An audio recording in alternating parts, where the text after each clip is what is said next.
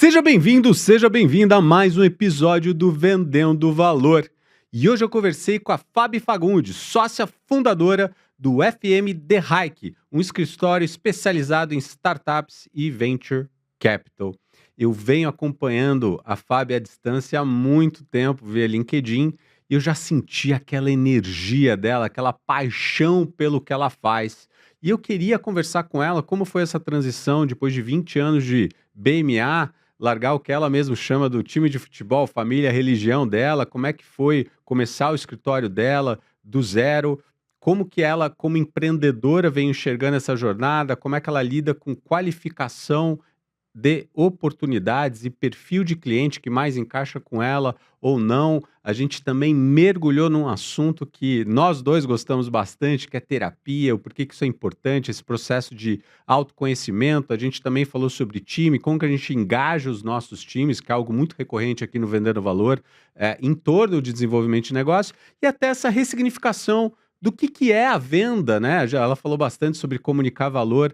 Gente, assim, eu amei essa conversa, sobretudo porque ela foi para diferentes lugares e eu tenho certeza que você vai amar também. Começa agora o Vendendo Valor, um podcast produzido pela Struns, principal referência em vendas no mercado jurídico, com o apoio da ESPM. E tem gente que eu vou criando um relacionamento à distância, que eu vou vendo. Então a Gláucia do Matos Filho foi isso, eu falei para ela, porque a Gláucia ela tem o sobrenome da minha avó. Frachino. Frachino. E você foi uma dessas pessoas. Você, é engraçado, né? Eu acho que tem algumas pessoas que transbordam energia mesmo à distância. E uma coisa muito legal quando eu estava, né, consumindo o teu conteúdo, eu já consumia à distância. E também, enfim, sou super amigo do Sérgio, né? Do Serjão. Não, eu vi ele, eu também assisti o podcast dele. Ele é uma figura, ele também tem essa energia, né? E eu acho que a primeira coisa para mim, da onde vem, que foi uma coisa que eu fiquei pensando, essa empolgação, assim, a lá Simon Sinek, assim, qual que é o teu why, né? Da onde vem essa... Porque o direito, ele, por vezes, né, ele pode parecer um pouco árido, né? Ele pode parecer um pouco... Como é que você enxerga, assim, da onde vem essa empolgação toda, assim, com o que você faz? Porque para mim é nítido. Eu acho que eu sou empolgada com tudo que eu faço, pra falar a verdade. Não, outro dia, a gente estava conversando, eu tenho vários amigos não advogados e que eu adoro falar sobre a vida, né? Sim. A gente estava falando sobre Ikigai. Uhum. Para quem não conhece. Que é o que as pessoas precisam, o que você sabe fazer, o que você gosta de fazer, o que te pagam por isso. E, puxa, se você consegue estar ali naquele meio, né? É um conceito japonês. Uhum. Você consegue fazer as 4 coisas, né? Uhum.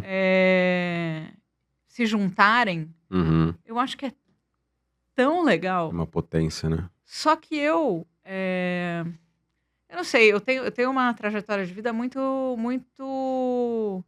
não óbvia, assim. Os meus pais, eles... acho que eu já falei isso anteriormente, mas a minha terapeuta falava que eu fui criada na abundância vibrando escassez, né? Porque os meus pais estavam sempre preocupados que o dinheiro ia acabar. Uhum. Mas a minha mãe vinha de uma família empresária, tal. Meu pai tinha muito patrimônio, mas eles estavam sempre desesperados que o dinheiro ia acabar. Então, eu acho que eles viviam numa escassez, né? Eles vibravam aquela escassez, porque comparativamente ao resto da família da minha mãe, por exemplo, não dava para comparar, era muito menos. Uhum. E o meu pai, a bem da verdade, ele era um cara que tinha patrimônio, mas não era um cara... Ele era super self-made, assim, ele veio de uma família, daquelas famílias de coronéis e tal, então tinha terras, só que nenhum dos dois, minha mãe não pôde estudar, ela estudava escondido, porque meu avô era árabe, machista. Que loucura. Então mulher que estuda muito nem casa e nem... Olha só. Ou trabalha muito não casa. Sim. Então, ela não podia, quando ela casou, ela achou que ela ia se libertar daquele clã árabe de banqueiro, que não tinha nada, não sei o quê, filha de José Calil. E ela no final das contas, o meu avô pegou meu pai para trabalhar, meu avô materno pegou meu pai para trabalhar para ele, pegou a mesada da minha mãe e começou a pagar de salário pro meu pai. Aí minha mãe ficou na dupla dependência, né? Porque naquela época a mulher dependia do marido e o meu pai dependia do meu avô. Então, ela ficou, assim, muito... Sim. Pô, que cilada. Situação, né? E aí ela ia pra terapia, ela falou que a minha avó pagava a terapia escondida do meu avô. E a minha avó ficou doente, ela não podia mais pedir dinheiro pra minha avó e tal. E ela foi à terapia e ela falou: olha, não vou poder te aumentar pro terapeuta. Parece que um terapeuta muito famoso. O cara chegou e falou: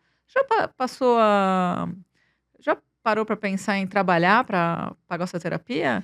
E ela achou aquilo a coisa mais unconsiderate do mundo, sabe? Não tava de falar aquilo, perfeito. Mas ela ficou 1 hora na terapia muda, primeiro alimentando um pouco de raiva do cara e depois pensando.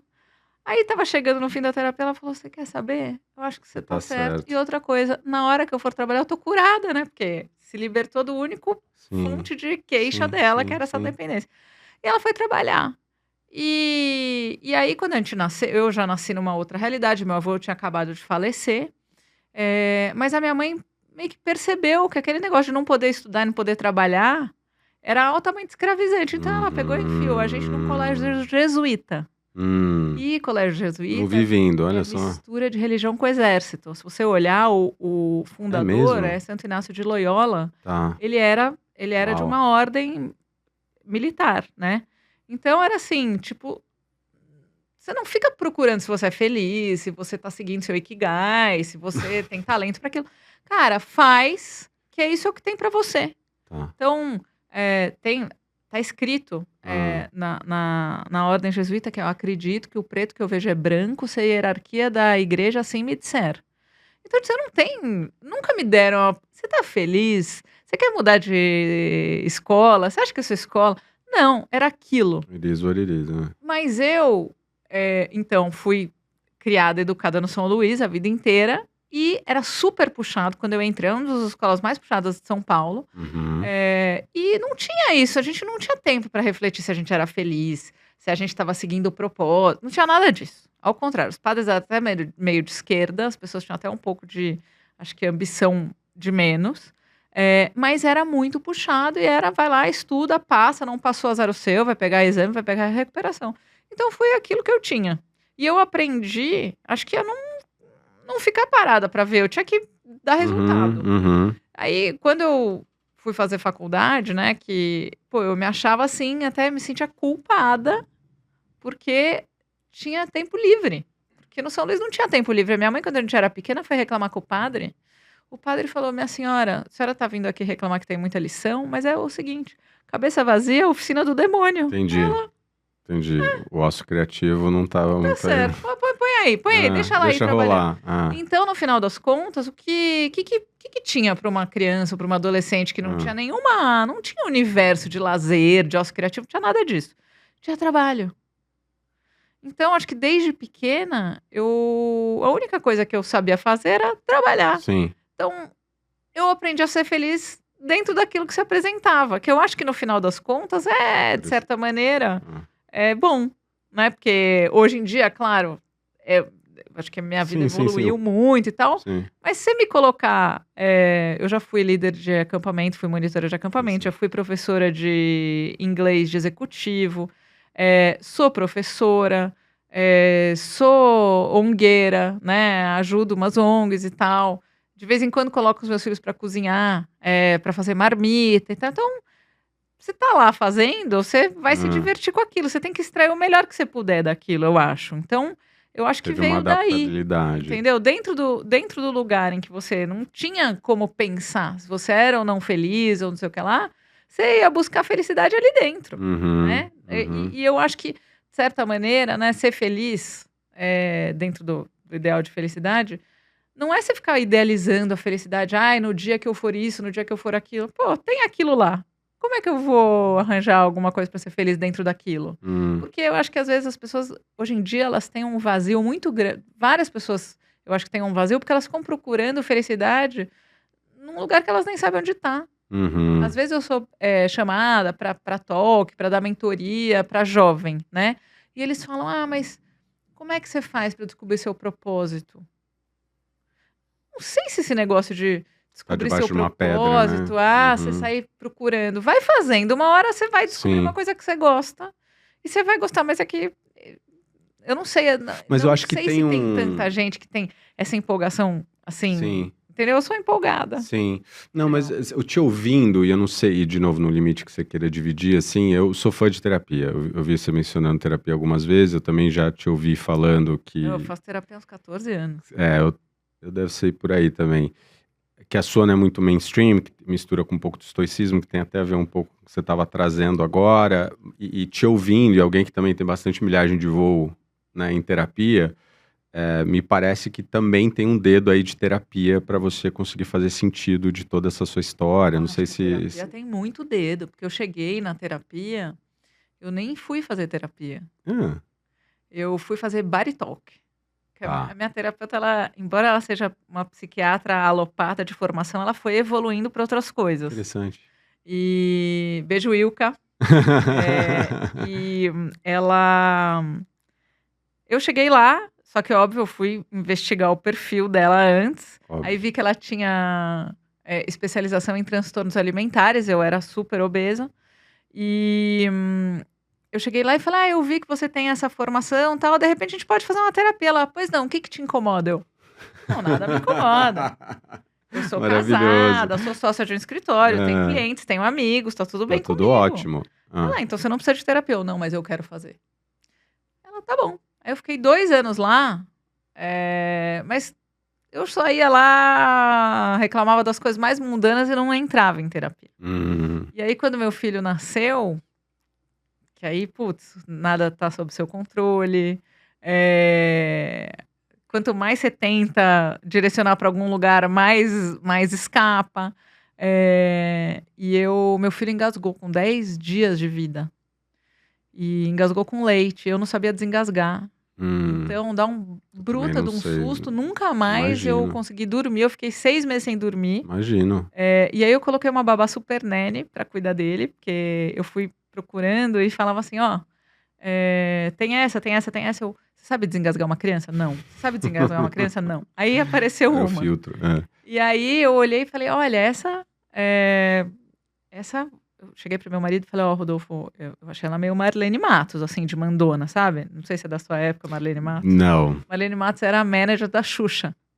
Ah, não, então, sei quem é por causa da biografia do Ayrton Senna, porque tem todo um rolo aí. Então, e a Marlene era uma general, assim. E eu olhei aquela senhora, já era uma senhora, já tinha 60 anos e tal. E eu olhei e falei, bom, tô achando ela meio Marlene Matos, mas como eu tô me sentindo a Xuxa das mães, porque a Xuxa não sabia nada, né, de pau. Ela admite, Eu tô me sentindo Xuxa a Xuxa das mães, entra essa mulher aí, tudo bem. E eu passei 1 ano e meio com essa mulher em casa e todo mundo falava assim, Fabiana, não me conformo. Você é refém de uma babá e você tão empoderada, assim, no trabalho, como você tá assim, né? Sim. Gente, primeiro é a sobrevivência. Colocar a máscara em mim aqui. Porque eu não tenho condição, eu não sou capaz de desengasgar uma criança, eu morro de medo dele morrer na minha mão. E aconteceu, né? E aí, o que aconteceu? Eu cheguei à conclusão que ele não gostava de mim. Porque ele ficava tanto com a babá. E aí eu fui pra terapia pra discutir esse assunto. Ela falou, Fabiana, mas você é uma criança, né? Será que você não tá com transferência? Você não tá projetando isso e tal? E você gosta de você? Aquelas perguntas assim. Que bom, agora nós vamos poder entrar Agora estamos. Aí eu, como? Mas eu já tô em terapia há 2 anos. Tá batendo papo, Ela, não, você só tá vindo, né? Porque... Eu falei, mas por que você não me falou antes, né? Estamos aqui gastando 2 anos de terapia, custa caro. Ela, porque enquanto você não tiver capacidade psíquica de entrar em contato com o que você vai ver, que é dolorido, a gente não pode ir nesse lugar, porque... E ela até, acho que parafraseia Zaratustra, que é dentro de cada um de nós tem um porão de lobos famintos querendo sair, mas essa porta só abre por dentro. Então você não escancara a porta. Tem casos de terapeutas que escancararam a porta das pessoas e se mataram. Né? Então acho que o terapeuta cauteloso, né? E por isso que você tem que fazer curso de psicoterapia. Ele não sai escancarando as coisas, porque senão a pessoa não tem Claro, é too estrutura para much. lidar com aquilo. E eu acho que assim, só foi nessa época que a minha vida efetivamente começou a mudar, eu comecei a questionar várias coisas. Porque era uma época que eu só trabalhava. Então, imagina, eu não precisava ter prazer no trabalho. Então, agora que é legal, nossa, energia infinita, né? Porque Mas aí hoje em dia ainda é legal e tal. Então, mas aí é aí que eu quero dar um duplo clique, né? Porque eu já te ouvi, parece que eu sou stalker, né? Mas eu juro por Não, Deus mas que eu é não o seu sou. trabalho, É, ainda bem. mas eu te ouvi falando com um carinho enorme da tua fase de BMA, falando, né, que a tua religião, né, tua Família, família, time de futebol, religião. time de futebol, religião, puxa, 20 anos, né, pelo que eu vi, de BMA, 12 como sócia. Como que foi, então, não sei se isso fez parte dessa jornada, eu tô inferindo aqui, né, de você começou a questionar várias coisas, e como é que foi essa jornada de evolução? Você já está há 5 anos com o teu escritório, como é que foi esse desgarrar dessa família, né, em parte, né? Foi a coisa mais difícil que eu fiz na vida, eu acho. Nunca me separei, pretendo não me separar. Beijo, amor. Maravilhoso. Mas foi muito difícil, né? Porque I'm a keeper. Eu morei a vida inteira na mesma casa. Tô com o mesmo marido há 27 anos. 27 uma parte anos? casada, uma parte Uau! namorando. I'm a keeper é maravilhoso também. Então, eu não sou aquela pessoa que tem a capacidade. Não, mas hoje em dia eu não acho isso, porque eu tenho um cliente que ele fala muito da impermanência, né? E eu acho que você tá confortável num lugar e poder mudar e poder experimentar novas coisas é maravilhoso. Não sou eu, mas é maravilhoso. Né? Mas não sou eu. Eu sou muito aterrada, sim. Eu sou muito pé no chão, sou Capricórnio. Então, fazer essa mudança, acho que foi muito duro, muito difícil. Tinha muita incerteza. Mas eu acho que, assim, olhando para trás, chega uma época da sua vida que você começa a perceber que você já deu tudo que você tinha para dar lá, e que você não ia ser fiel a você mesma. E assim, tem várias pessoas que eu conheço que estão se questionando se vão sair de um escritório, ou de um emprego, ou de um job, ou de uma sociedade, não conseguem tomar o passo simplesmente por falta de coragem, mas não estão mais lá. E eu acho que no meu momento ali, eu percebi que eu não seria fiel comigo mesma se eu estivesse num lugar amarela, sabe? Então, acho que eu vim vindo de um monte de transformações, né? A partir do momento que meu filho nasceu, e que eu comecei a perceber, primeiro, nada tá sob o meu controle. O controle é uma ilusão. Filho é maravilhoso para isso, né? Depois, eu tomei coragem de fazer bariátrica, que era uma coisa que eu passei 14 anos avaliando se eu ia fazer ou não. Imagino. Tinha medo de 1000 coisas. E aí, no dia que eu resolvi fazer, essa minha terapeuta falou, eu discordo. Como assim você discorda? Você não pode discordar. Ela falou, não, porque você está fazendo para se excluir. Você está querendo se cortar um pedaço fora. Você tem que fazer porque você se ama. E eu falei, não, mas olha pro espelho com 128 quilos e pensa se você vai conseguir se amar. Ela falou, eu entendo, mas você tem que achar uma coisa. Você tem que fazer por um amor a você, porque senão você não vai sustentar. E aí, a verdade é que aí chicken out, eu desmarquei. E depois, tive um burnout, meu braço caiu sozinho numas férias. Eu achei que eu tava tendo um AVC, não era tudo psicológico. Sim. E aí eu comecei, eu fui um cliente meus clientes são muito meus amigos, né? No final das contas, acaba todo mundo ficando amigo. Por isso que pra mim é muito legal, porque eu acho que você tá num lugar em que não é trabalho, entendeu? Você tá frequentando seus amigos e ainda podendo contribuir com alguma coisa pra eles. Então, no final, acho que isso é muito recompensador. E aí, o que aconteceu? Eu fui num outro médico psiquiatra, mas esse era alopata mesmo, ele não era terapeuta. E aí ele me colocou numa máquina e ele falou, olha, Fabiana, o seu lado direito do cérebro, que é o do prazer, da diversão, não sei o que, ele tá subótimo, ele tá no nível laranja. E o seu lado da execução, ele tá verde. Este lado aqui é o que faz você trabalhar e tal, e esse lado aqui é o do bem-estar, o do prazer, não sei o quê. Isso aqui não tá bem. Se você descer mais, 1 hora, tem os corpos calosos, né, que se comunicam, 1 hora, esse pedaço aqui, ele pifa também. Nossa, imagina, pifar a minha Como assim? capacidade de Pera aí, trabalho. né? Não, Aí de não. jeito nenhum. Aí eu falei, mas qual a recomendação? Ele falou, para de trabalhar 1 mês e toma remédio para dormir e volta daqui 1 mês pro trabalho. Some tudo, né? Aí eu peguei e fui, mas eu não consegui, porque começou a dar problema numa operação que eu tava tocando e eu entrei, não tinha, isso era 2017. Tá. Eu fiquei tocando pelo telefone, não tinha videoconferência, né? Tudo pré-pandemia. Não era Fiquei tocando pelo telefone, meu marido com as crianças, a gente sem babar, porque o objetivo era ficar com as crianças.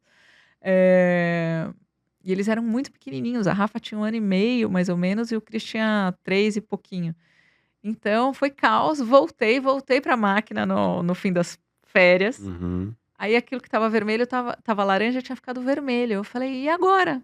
Ele falou, olha, eu recomendo você fazer uma intervenção. Mas o que é intervenção? What Tipo, does that mean? eletrochoque. Exato. E ele tinha um negócio que chamava Transcranial Magnetic System. Sim, já ouvi falar. É um negócio super legal que te dá umas... É tipo uma litrotripsia que você faz pro calcanhar de Aquiles, lá, o esporão de calcânio.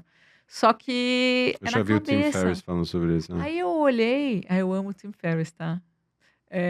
Eu olhei e eu falei, não, óbvio que eu vou procurar antes, né? Eu fiquei procurando pra um monte de gente, todo mundo, não, olha, seguro, tem gente para quem não funciona, mas para quem funciona é muito bom. Eu fiz 1 semana daquilo, o primeiro dia, eu falei, esse homem é louco, esse negócio dói muito. Dr. Sérgio Klepax. Beijo, Dr. Sérgio, fazendo jabá pra todo mundo. Beijos, sensacional. E aí, eu fui fazer, falei, não, eu não vou voltar, esse homem é louco, tal. Fiz 1 dia, mas eu dormi melhor. E aí, no dia seguinte, eu dormi melhor de novo. No 3º dia, eu tava sapateando de felicidade no hall do elevador dele. Eu falei, não, eu vou fazer até o final. Eu fiz 2 semanas. Aí eu tava num amor por mim mesma, inexplicável. Eu até fui num cliente meu, que era o Tomás, do Doutor Consulta, o Tomás Cirúrgico. Eu falei, Tomás, a gente tem que colocar isso, 1 em cada Doutor Consulta. Isso vai revolucionar São Paulo, o Brasil, o mundo. Aí ele, não, Fabiana, é meu público, né? Mas era um negócio maravilhoso. E aí eu marquei e fiz, mas eu fiz apaixonada por mim. É muito louco. O que eu acho que a medicina tá evoluindo muito, a tecnologia tá evoluindo muito. E o que algumas coisas podem fazer por você. Porque acho que a gente vive, em São Paulo principalmente, né, nessas grandes cidades, numa situação de estresse crônico muito grande. A gente não percebe. Né? A gente não percebe, a gente vai ficando... Eu sei que fim de semana eu alugo uma casa fora e aí eu vou pra lá, eu durmo. Assim, eu uso o UP, né? Eu nem tô hoje, mas eu uso aquela pulseira que mede sono e tal. Sei. E meu sono fora de São Paulo é incrível de diferente. E aí eu fui fazer a bariátrica. Fui super bem. Foi maravilhoso na minha vida, porque você começa a perceber que você pode ter mudanças muito grandes. É uma janela de oportunidade para você mudar de vida. Ela fecha também, se você não fizer direito. Mas, como quando eu faço alguma coisa... Quando eu tenho um objetivo de curto prazo, eu faço o seu lado. Sou muito disciplinada. Eu não sou disciplinada, porque você me pediu uma coisa para fazer todo dia, assim, é uma falha total, não sou eu. Então, vai lá e faz um pouquinho por dia, não sou eu. Mas se você fizer um sprint, eu tô lá. E aí, aquilo tinha um sprint para fazer, para entrar no ótimo. Eu entrei e fiquei. E eu percebi que eu podia me libertar de coisas que eu achava que eu nunca ia mudar na minha vida. Por exemplo, ser uma pessoa super obesa. E aí, quando isso aconteceu comigo, aí eu fui procurando tudo, né? Aí, abrindo as de caixinhas. ressignificação do inconsciente, barras de Access. Barras de Access é um negócio que eu cito sempre, que foi muito transformador para mim. E semana passada, engraçado que eu tava ouvindo o audiobook do Joe Dispenza, sabe? Sei, conheço. O Sérgio foi até no evento dele, no curso aquele de 1 semana, eu ia com ele. É uma porrada, é o dia inteiro. Não, mas parece que tem gente que vai com câncer e volta curada, uma coisa muito louca. Muito louca mesmo, umas coisas muito loucas. Eu acho o máximo. E ele fala daquele negócio da musculação de dedo, que eles isolaram 3 grupos de controle, que eu achei o máximo, que é o seguinte, eles colocaram um grupo de controle para fazer musculação de dedo. Eles puseram um grupo sem fazer nada. E eles puseram um grupo só mentalizando o que eles estavam fazendo. Com basquete também. Esse grupo que fez aumentou 30% a força muscular. Esse grupo não aumentou nada. E esse grupo que só se imaginou fazendo aumentou 20%. O corpo não sabe a diferença, né? O produto do placebo. O efeito placebo é um efeito maravilhoso. Entendeu? Se as pessoas falam, não adianta nada, é efeito placebo. Meu, se você acreditar.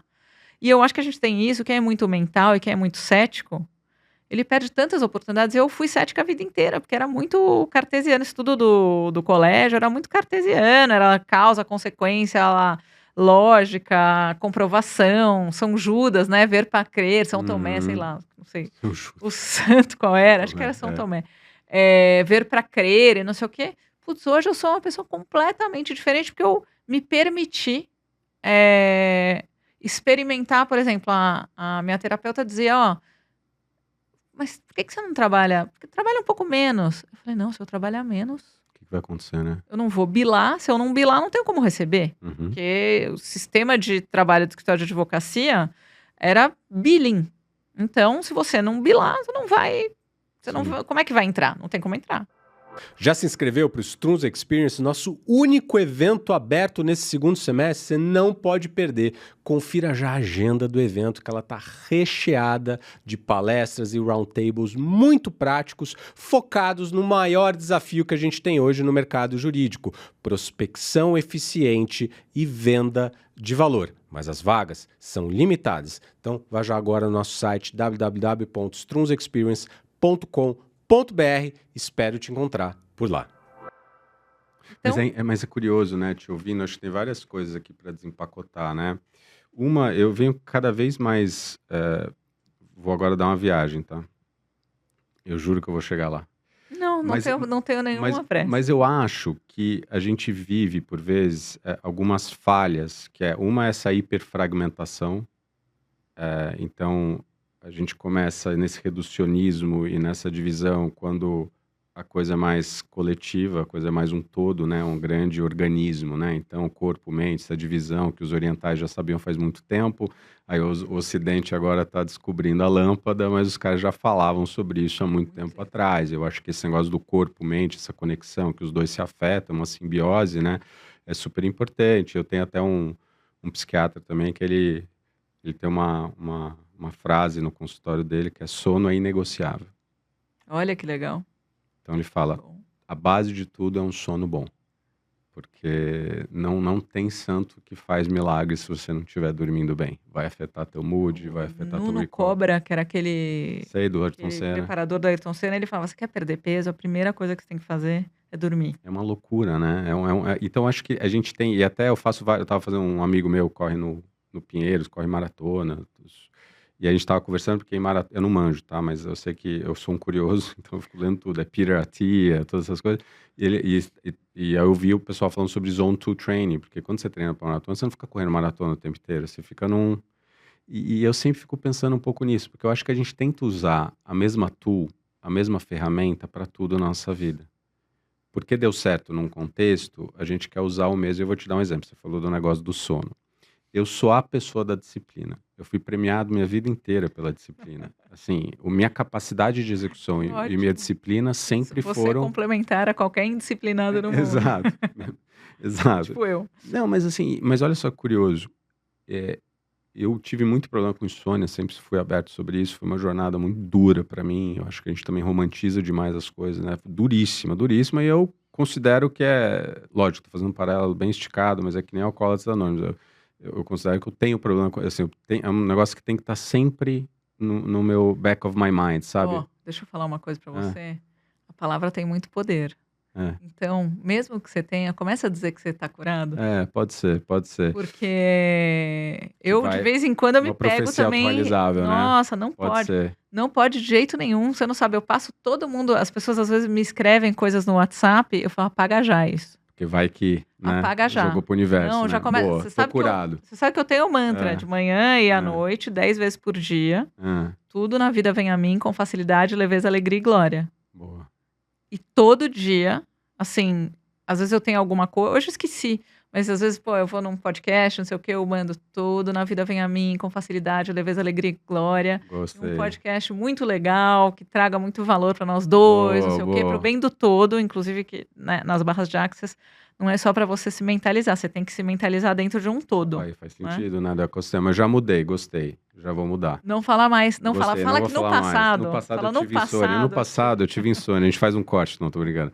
No passado, eu só tive- dormia. eu não dormia também. No passado, eu só dormia 5 horas. E sabia? eu, com esse meu cérebro doido, alemão, eu uso esse relógio, o meu Garmin, ele também controla sono. Eu parei de usar. Meu terapeuta falou, você está proibido de usar. ler qualquer livro sobre como otimizar o sono, porque eu li todos. Se você me perguntar, assisti todos. Se você me perguntar, assim, qualquer coisa de sono, assim, eu vou dar uma aula. Você está proibido de usar o relógio.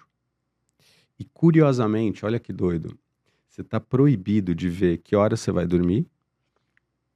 E que hora E você quando acorda? você acordar Olhar pro relógio com pra ver que horas insônia, são. você não pode olhar para o relógio para ver que horas são.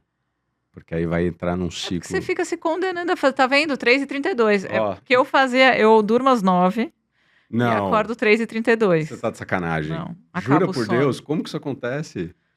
Sei, Seus filhos comecei a dormem colocar. cedo. Eu fui começando a colocar, acho que mudou na época que eu amamentava, eu ia colocar meus filhos pra dormir e dormia antes deles. Tanto é que eu ia contar a historinha, meu filho falava, mãe, você tá contando o sono. Porque eu falava da minuta, no meio da historinha do Lobo Mau, aí ele entregou a Minha minuta. esposa. Mãe, você tá contando o sonho. E aí, o meu marido que conta as historinhas, porque não... Já não dá mais. Eles já sabem eu que eu não também consigo. conto em casa. Eu capoto 9 da noite, assim, eu durmo realmente o sono dos justos, mas 3h32 acaba o sono. E 3h32 acaba o sono, e eu podia começar o dia aquela hora. Interessante. Mas não tem ninguém, aí eu olho para um lado, olho para o outro, tal, pego o celular, e agora o que eu tenho feito para dormir melhor, eu pego um podcast, Vendendo normalmente numa... Não, porque o seu presta atenção. Entendi. Mas eu pego um podcast normalmente numa outra língua, coloco lá e fico ouvindo, 5 Aquela minutos, vozinha, durmo né? de novo, durmo de novo. É ótimo.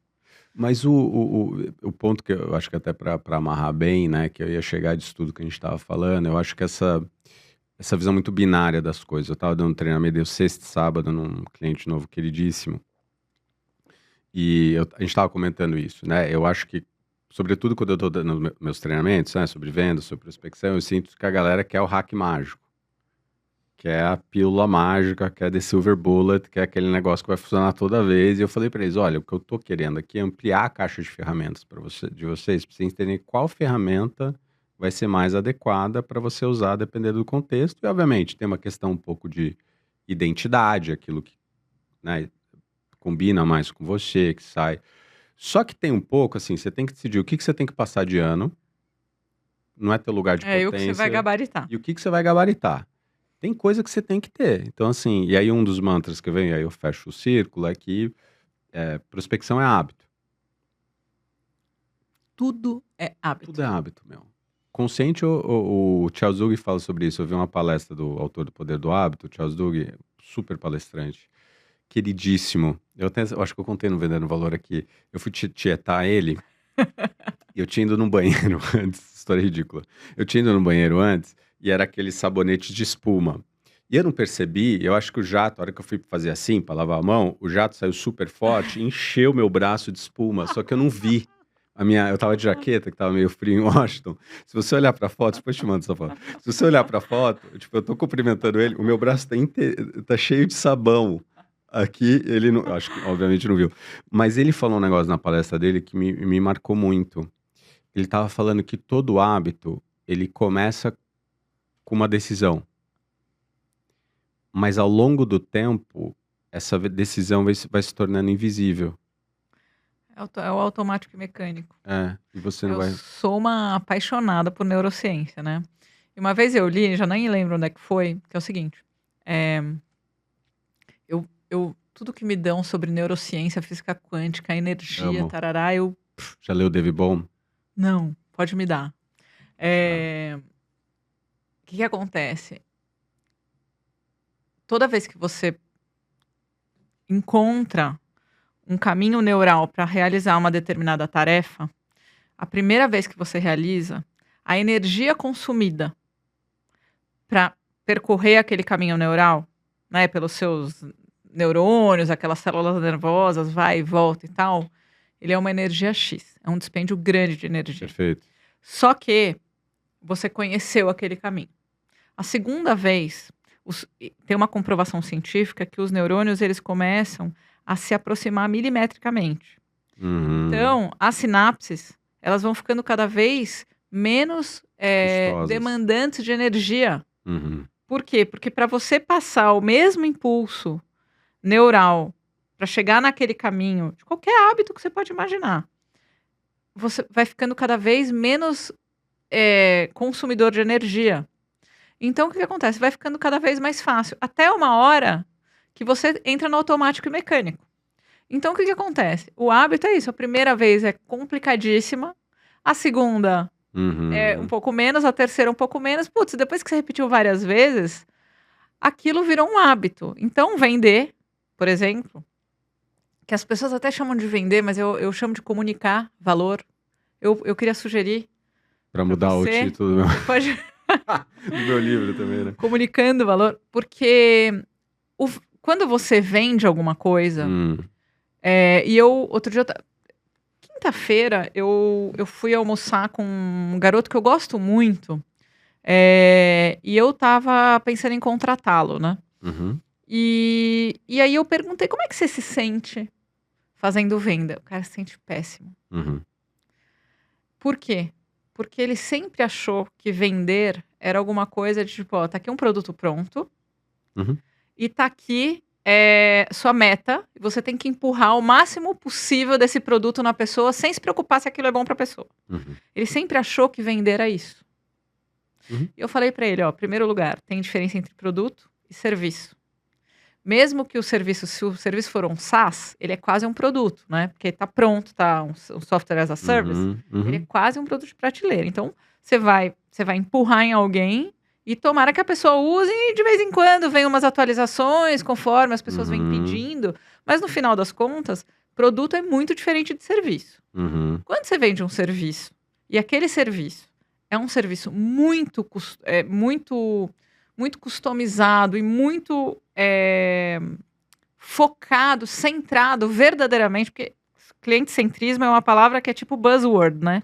Mas, que nem colaborativo. Mas não, win-win, não sei o quê. Mas assim, toda vez que você realmente se interessa pela pessoa que está vindo contratar o seu serviço, para entender como é que o mundo se manifesta para ela, de onde ela surgiu, como é que ela pensa, quais foram as boas e as más oportunidades que ela teve. Eu sei que estou ensinando meus concorrentes aqui, mas toda vez que você realmente se interessa genuinamente pela outra pessoa e quer entender do que ela precisa, às vezes nem ela mesma sabe do que ela precisa.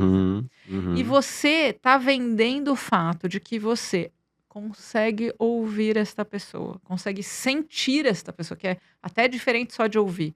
Você consegue sentir essa pessoa. O serviço que você vai prestar para ela é um serviço que é quase como se você estivesse incorporando a pessoa, para entender como ela gostaria. E que é muito diferente de vender um produto pronto. Porque você não está empurrando nela uma coisa que ela não necessariamente quer ou não quer comprar ou sabe que precisa. Você está praticamente mergulhando naquela jornada com ela e indo buscar aquilo que talvez nem você ainda saiba como é. Porque isso são moving targets, uma transação, né, um M&A, um IPO, um acqui-hire, uma sucessão familiar. Porque às vezes a gente faz M&A para as pessoas, você consegue mergulhar tanto no universo da pessoa que ela fala, olha, eu preciso que você faça a sucessão dos meus herdeiros aqui. Olha, eu preciso que você me ajude a não sei o que lá. Porque você já começa a entender como é que o modelo mental da pessoa funciona. Então, você vender um serviço em que você vai, mesmo para uma startup, né? O que a gente faz? Pode parecer que é um safe, um modo conversível, uma captação de recurso. Mas o que a gente está fazendo é entender do que aquele cara precisa, entender quais são os fundos que ele realmente vão ser legais para o cap table dele, quem vai agregar, quem só vai colocar dinheiro, quem vai ajudar ele aí para a próxima jornada, quem vai ajudar ele com canal, com produto, com não sei o quê. Então, parece que é quando a pessoa, inclusive, cota você com... quanto você cobra para fazer um safe? Que parece que é um commodity. E o safe, por si só, é um commodity, mas não é isso que a gente entrega. Então, quando você consegue comunicar este valor, você não está, no final das contas, você não está vendendo. Claro que vai resultar numa compra, mas você não está vendendo. Você está entendendo se esse cara é para você, se você é para esse cara ou para essa menina. E é muito diferente. E aí, qual é o problema? O problema é que advogado, em primeiro lugar, nunca aprendeu, por incrível que pareça, você sabe, advogado nunca aprendeu na faculdade a entender o que o cliente quer. Ele entende como é que é a jurisprudência, ele entende como é que é a hierarquia de lei, ele entende não sei o quê, mas ele nunca entendeu que prestar um serviço é servir. Então, deveria ter aula de servir na faculdade. Porque se você não entende que você está servindo alguém, e que para servir alguém você tem que se colocar totalmente nos sapatos dessa pessoa, você não consegue agregar valor para ela. Você vai realmente fazer preço. Entendeu? Mas olha, eu acho que a gente tem... Eu tô ficando notando várias coisas aqui. Eu acho que é uma questão de como a gente enxerga a venda mesmo. Eu, desde o primeiro livro, tudo que você me falou, para mim é a venda. Só que é a venda de valor, que ela difere daquela venda que eu brinco sempre nos treinamentos do cara de carro usado lá, que tenta te empurrar, aquele malandro, aquele pilantra. Vender para mim é mais ouvir do que falar, vender para mim é você conectar, até Disney, eu até anotei aqui, né, eles têm um conceito do cada cliente é VIP, mas não é very important person, é very individual person, né, então acho que essa questão de contexto, essa questão de fazer boas perguntas, e aí eu acho que o papel da venda e do que ficou muito famoso falar, que é o Trusted Advisor, ele para mim hoje, sobretudo hoje, com essa abundância, esse excesso de informação e opção, ele é de um guia.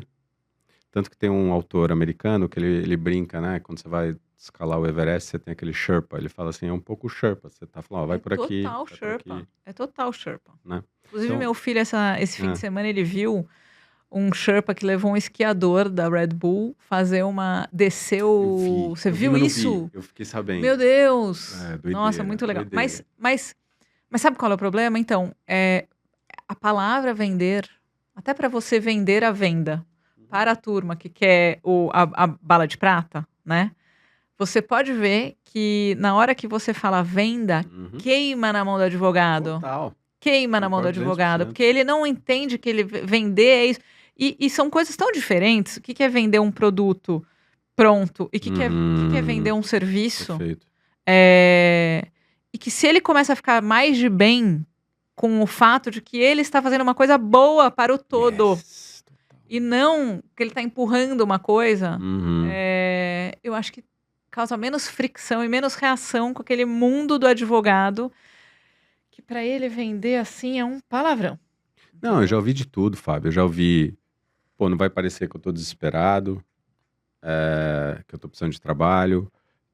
E eu acho que essa parte, e agora um pouco no lado mais de propósito, que eu acho que até parte aqui do Vendendo Valor, ele é essa ressignificação da venda mesmo, para as pessoas entenderem, que assim, não dá para ficar alheio a ela e não achar, até tem um autor da década de 80, o Neil Hackham, que é o cara que desenvolveu o Spin Selling, que foi uma metodologia, ainda para em pé, até uso no meu, tanto no primeiro quanto no segundo, apesar de ser da década de 80, acho que precisa de alguns ajustes, como tudo, mas ainda para em pé.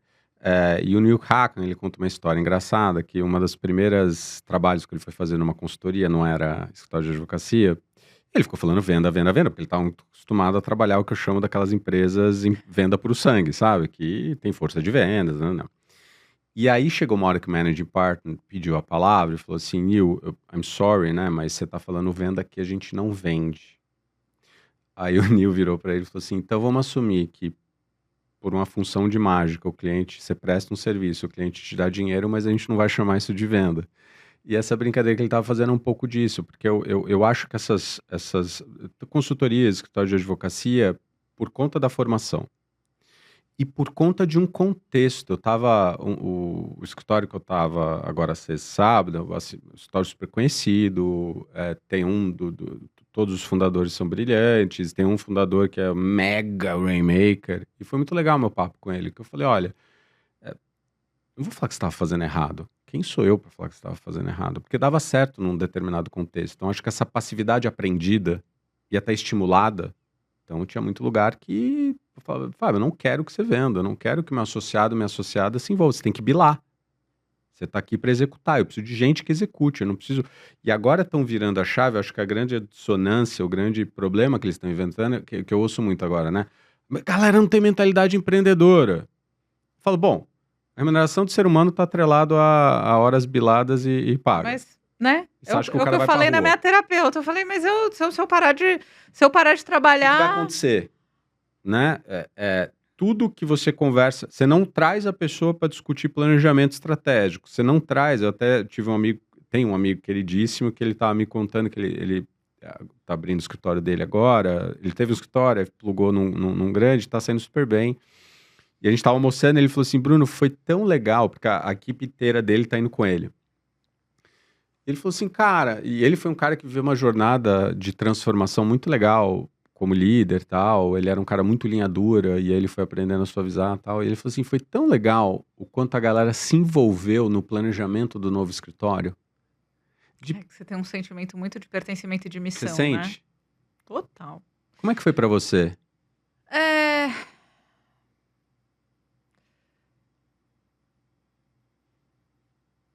Eu saí sozinha, né? Uhum. Então, conta Eu isso. saí sozinha porque...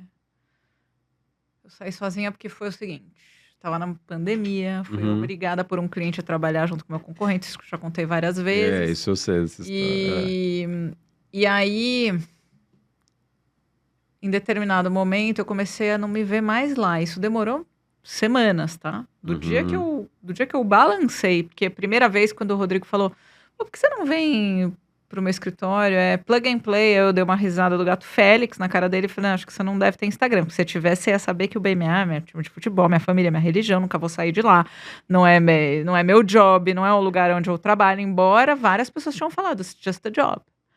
E eu, não, acho que vocês estão loucos, vocês não entendem, imagina, eu sou tão identificada que eu podia ter tatuado aqui, entendeu? Eu tenho um amor de filha, de adolescente e de mãe, porque Passei no várias começo eu fases fui lá. filha, depois eu fui questionadora e depois eu passei pro lado da vidraça. Então, para mim foi você não abandona filho, né? Você não abandona família. Mas eu tinha uma outra coisa que eu queria fazer. E escritório grande não combina com fazer isso. E eu percebia cada vez mais que os escritórios grandes, isso vai acontecer ainda mais, mas já está acontecendo. A percepção de um escritório de primeiro tier, segundo tier e terceiro tier, do ponto de vista de valor percebido, eles estão muito parecidos. Por quê? É a comodização da qualidade, né? Que no final das contas, mesmo escritório muito bom, mas que cresce muito, você não consegue transmitir. O mecanismo de transmissão de cultura, né? Dizia Platão que a república é um lugar que você põe o pé na pedra, sobe, e essa é a extensão da república. Porque se começar a fugir muito dali, você não sabe mais o que está acontecendo. Então, ainda que você trabalhe muito, e, 2 dias por semana no BMA, eu dedicava ao comitê diretor, né?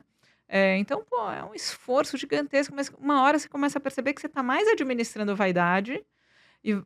Porque a pessoa dali, se não for promovida, aquela ali vai ficar chateada.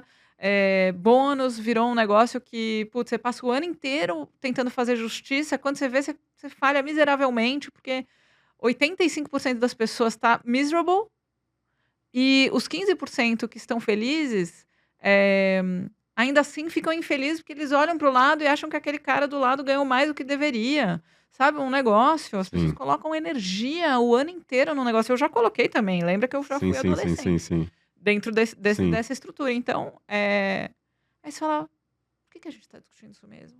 Eu quero estar com o meu cliente, eu quero fazer diferença na vida de alguém, eu quero poder criar um ecossistema, eu quero poder investir, tomar risco, não sei o quê. Então, quando eu comecei a olhar uma coisa que eu não queria ser mais só advogada e entregar uma minuta perfeita, porque eu comecei a acreditar em outras coisas, em outros valores que eu já dava. No final das contas, sabe o que acontecia comigo?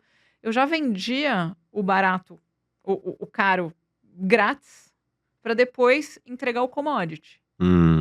Entendeu? Só que o que acontece? Hoje em dia o mercado dos escritórios grandes não tem mais isso, porque tudo aquilo que você entrega, eles não entendem a diferença. A tomada de preço e de decisão também se juniorizou nas empresas, né, e nos contratantes. Então, as pessoas pedem propostas de honorário e voltam para você e ficam fazendo um leilãozinho para Sim. você. E começa a ficar muito difícil no escritório grande, cheio de gente para alimentar, você resistir a essa pressão. Por quê? Porque você está cheio de gente para alimentar.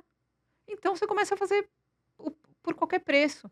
E é claro que essa conta não fecha, porque depois as pessoas ficam subremuneradas, vão embora, ficam chateadas no bônus, porque a margem vai tendendo Comendo. a. E aí a única coisa que você consegue fazer é empilhar advogado para ganhar escala. E aí, quando você empilha a hora para ganhar escala, você vai perdendo a cultura, o valor, não sei o quê.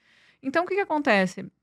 Eu vejo que, todo mundo sabe, né? Não é segredo, eu sempre falo. O BMA é o lugar com a maior concentração de gente boa por metro quadrado que eu conheço. Não tem escritório grande com a qualidade que tem o BMA. Né? Pessoal, não contratem os outros escritórios. Olha só. Aí eu vendendo para eles. Mas assim, eu sempre tive muito orgulho de estar lá. Claro, você vê, né? Tem gente um pouquinho, mas a concentração, a densidade demográfica de gente boa, não tem nenhum outro escritório. Claro, já saiu gente e tal, não sei o quê. Tô falando da época que eu tava lá, mas mesmo assim, eu ainda acredito que são super barra alta. Mas começa a ter um desafio que é muita gente, as gerações mais novas não estão afim de fazer o que a gente fazia. Então, uma vez teve uma sócia minha, já do FM The Hike, que falou: dei um livro preto para a estagiária lavrar, para ela aprender como é que é a mudança do capital, não sei o quê, vai ter 200 páginas para lavrar. Eu falei: ela vai pedir demissão. Ela falou: não. Mas quem vai fazer? Eu falei: não, concordo, tem que ser ela. Mas na verdade você vai dar um treco para ela, que isso é um livro de papelaria, que ela tem que preencher manuscrito depois da 20ª página. Ela vai falar: não é possível que esse corno job aqui seja o que eu tenho que fazer, vai embora. Entendeu? Até porque, assim, as pessoas hoje, né, as gerações mais novas não passaram por crise, os pais não são baby boomers, não passaram pela guerra.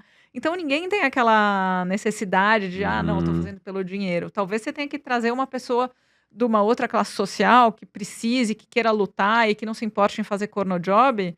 Vai ser mais fácil você passar um livro preto para a pessoa preencher de 300 páginas. O que aconteceu 5 dias depois? A menina pediu demissão. Entendeu? Por quê? Porque tá muito difícil, tem um desafio de você engajar as gerações mais novas a coisas mais legais, porque realmente aquilo que eles, e sobretudo no direito, porque o direito, eu fico dizendo que escritório de advocacia como comprador de software e de tecnologia, ele é um SMB para pagar, mas ele é uma enterprise no nível de exigência de maturidade do produto. Então é a coisa mais inglória do mundo você vender SaaS para escritório de advocacia. Porque escritório de advocacia, primeiro, a pessoa não quer ser substituída. Então, se você dá para o cara testar um negócio que vai substituir o trabalho dele, ao invés dele pensar, que ótimo, vou parar de fazer esse monojob e vou começar a fazer coisas mais intelectuais, ele só pensa assim: vou ser disruptado, vou perder meu emprego. Então, o que acontece? Ele começa a achar defeito no negócio. Mas fala: tudo bem, talvez não esteja perfeito, mas quanto tempo ele não economizou do seu trabalho para depois você só dar uma revisão final? Entendeu? Esquece, não querem. Então, se você... Atenção, pessoas que querem vender para escritório de advocacia. Você vai lá e vende para o cara que não gosta do trabalho ruim. Se você for vender para o cara que vai ser disruptado, você vai perder tempo que você não vai conseguir vender. Tá? É o bloqueador, né? Eu brinco, é o guardião do não, né? Não, e eu já vi isso também. Eu já fiz isso, já tive lá, entendeu? Eu já olhei e falei: isso aqui é uma porcaria. Isso aqui não funciona. Ele não achou 2% do problema. Mas sabe um negócio interessante que eu sempre faço esse exercício com a turma? Que eu já treinei, porque eu fazia outras indústrias, não só mercado jurídico, então eu já treinei bastante em empresas de SaaS, assim. E eu brinco que é o problema da mentalidade da demo. Porque o cara quer porque quer fazer a demo, e é aquele negócio completamente genérico, o cliente não se enxerga naquilo, você não consegue customizar, você não consegue conectar, que é completamente diferente, né? Os americanos falam, you don't lead with the solution, you lead to the solution. Então você vai ver essas dinâmicas, de novo, o Sherpa, né? Vai ajudando o cliente a fazer sentido tudo que tá rolando. Só que os escritórios também, muitos, são compradores, né? Então sentam na cadeira de cliente, e eles vêm, eu falo para eles, pensa no seu chapéu de comprador, quando o pessoal tentou te vender, pensa na proposta com 19 páginas, que 14 é falando sobre a empresa, que eu recebi agora recentemente assim. Então, pensa nisso, porque, lógico, cada contexto é um contexto, mas teu cliente está vivendo isso direto, não é verdade? Assim, eu falo, cara, assim, se você pensa, né, o que está acontecendo, na minha opinião, e reserva o direito de mudar de opinião, mas eu vejo, e conversando com quem entende até disso mais que eu, né, que a IA, de certa forma, ela vai nivelar o output. Então, tudo que você estava falando né, desses trabalhos que a gente cobrava, a gente não vai cobrar mais. Você vai ter, então, um escritório boutique conseguindo ter mais leverage do ponto de vista de entrega, porque ele vai ter ali o robozinho que vai ajudar ele ou ela. Em vez de eu olhar o que vai sobrar para eu fazer, que aí tá mais para gray hair e rocket science do que o trabalho mega commodity, isso vai ser bom. É que eu acho que o business, o economics do negócio tava muito errado, na minha opinião, assim, quando você considera esse novo contexto, porque você se alavancava em lavrar. Incentives drive Total. Então, se você só pensa em fazer as pessoas bilarem para receber, ninguém vai ter o mindset de entregar um produto que seja um valor pro cara. O cara tá bilando. Então, quando a pessoa tá lá fazendo aquela reunião de 8 horas, inútil, das quais 7 não é só na proposta de honorários, é na entrega do serviço. O cara vai lá e passa 7 horas discutindo cláusulas que não vão ser usadas. Elas estão lá só porque elas precisam estar lá. Por quê? Porque se você realmente gastou tempo com o seu cliente, entendendo o que é importante para ele, você sabe que tem coisas ali que você não deveria investir tempo em ficar discutindo. Quer um exemplo? NDA. Me fala quantas condenações você já viu de alguém quebrando um NDA? Que a prova é difícil, né? A prova não é difícil, a prova é impossível. Quem quer quebrar NDA não vai deixar rastro. Então, a primeira coisa, você quer fazer alguma coisa com alguém e você precisa guardar sigilo até um determinado estágio de evolução, você não conta. Maravilhoso. Esse é o melhor NDA. Maravilhoso. Você não disclose, entendeu? O non-disclosure agreement é, eu não conto pra você e, portanto, você não vai se apropriar daquilo. Outra coisa, non-disclosure é uma coisa, non-use é outra. Então, o cara pode não revelar, mas ele pode usar. Perfeito. Então, Faz sentido. mas eu já presenciei muitas perdas de tempo em gente querendo discutir que a cláusula estaria melhor se tivesse de outro jeito no NDA. É verdade, mas quanto tempo você está gastando do dinheiro do cliente? Escolha suas batalhas, né? Não é sua, é do cliente, Isso. que o dinheiro é dele. Perfeito. Entendeu? Então, esse é o tipo de coisa que, para mim, assim, melhor exemplo é o NDA. Mas tem zilhões de coisas que você pega o cara. Por quê? Porque ele não foi ensinado. Primeiro, ele não foi ensinado Pareto. Nenhum advogado sabe o que é Pareto. Só os de antitruste. Pensamento estatístico em geral. Exato. Eu fiz estatística na faculdade de administração, tá? Mas para falar a verdade, eu precisei quase bombar para me dedicar. Eu estava fazendo faculdade de administração e essa era a aula que eu falava, cara, eu nunca vou usar na vida. Isso era 2001. E aí, ou antes até. E aí eu cheguei e falei, vou colar, porque não vai dar, não sei o quê. Fomos parar. Depois de responder a chamada, a gente foi parar no auditório. A sala era no auditório, a prova era no auditório com a prova AB, CD, impossível de colar. Então eu falei, meu Deus, essa prova, tô ferrada. Chegou a prova, eu falei, ai, meu Deus, me ajuda, me ilumina, eu vou ter que entender essa prova, vou ter que saber fazer. E, cara, se você não aprende, não prestou atenção na aula, às vezes eu não conseguia chegar à aula, porque eu já estava no BMA e eu saía muito tarde. Às vezes, até atravessar a cidade e chegar na faculdade, eu chegava atrasada. Então, eu cheguei totalmente despreparada. Deu o apagão do Cone Sul. Lembra daquele apagão do FHC? Gente, acabou a luz. Você manifestou aí, ó. Manifestei, acabou a luz. Eu falei, nunca mais. Prova encerrada, agora todos devolvam os papéis, a gente vai fazer essa prova. Protege os bêbados e quem não... nunca mais eu vou vir para uma prova sem estudar. Obrigada. Eu juro, aprendi a lição. Daí, eu fui estudar estatística. É fundamental. Porque eu achava que estatística não... Eu só ia estudar porque eu prometi, né? Que se acontecesse alguma coisa, eu ia realmente ser uma pessoa que nunca mais ia chegar numa prova tudo, achando que ia conseguir colar. E aí, o que aconteceu? Inteligência artificial é estatística pura. Estatística pura. Porque qual é a probabilidade daquela palavra, daquele token, daquele pedaço de palavras repetir? Então, se você não estudou estatística, você não consegue nem entender como é que AI funciona. Entendeu? Foi uma bênção na minha vida, mas eu precisei passar o maior calor da minha vida, que foi a única vez que eu cheguei completamente despreparada na prova, achando que ia dar um jeito de colar. E acabou a luz. Tomou. Mas aí nisso que você está falando, acho que tem duas coisas que eu puxo um gancho aqui. Eu vi um post seu falando sobre uma operação que vocês fecharam em 2 semanas, que tinha gente espalhada em Palo Alto, em Osasco, e não sei onde é que estava. Foi a venda da Cyprus pro iFood. E duas coisas me chamaram muita atenção, eu vou com a primeira aqui. E para mim conecta muito com o que você está falando. Para você fechar um deal em 2 semanas, não me parece que você pode waste time. 0. Como que fecha um deal em 2 semanas? E depois eu vou para minha segunda pergunta. Você leu provavelmente Thinking Fast and Slow. Quando você já fez muita coisa, a grande probabilidade de você já saber onde estão os pontos que você precisa atacar, ela é maior, né? Do que uma pessoa que vai começar a fazer. Então, assim, o meu escritório, ele foi formado por pessoas sócias e sêniores. Então, não tem ninguém lá. Nossa pirâmide é muito invertida. Tá. Muito invertida. A gente tem 10 ou 12 sócios, o mesmo número de sêniores, nenhum pleno, 3 ou 4 júniores. Isso no corporate, né? Não estou falando nas outras áreas, mas só no corporate. Perfeito. Então, o que acontece? As pessoas já estiveram lá. Been there, done that, a million times.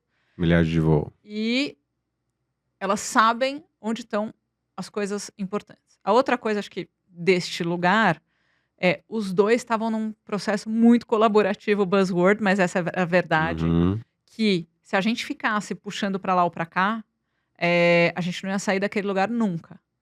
E a gente precisava fechar por questões que são confidenciais, mas a gente precisava fechar. Então, para precisar fechar, todo mundo tem que estar muito no sentimento de que, não tem aqui, não tem ali, nós temos que entregar uma coisa junto. E hoje, assim, a gente já fez diversas operações muito grandes. Uma operação que a gente fez foi a venda da RD Station para TOTVS, que foi o maior deal de SaaS da América Latina, 2 bi de preço. E no final das contas, assim, o sócio do Lefosse com quem a gente estava fazendo a operação mandou um memezinho falando, olha, é quase uma verdade unânime de que quanto mais experiente e bom é o profissional do outro lado, mais agradável ele é de negociar. Porque às vezes você acha que o cara é ruim, que o cara é inexperiente, que você vai atropelar o cara.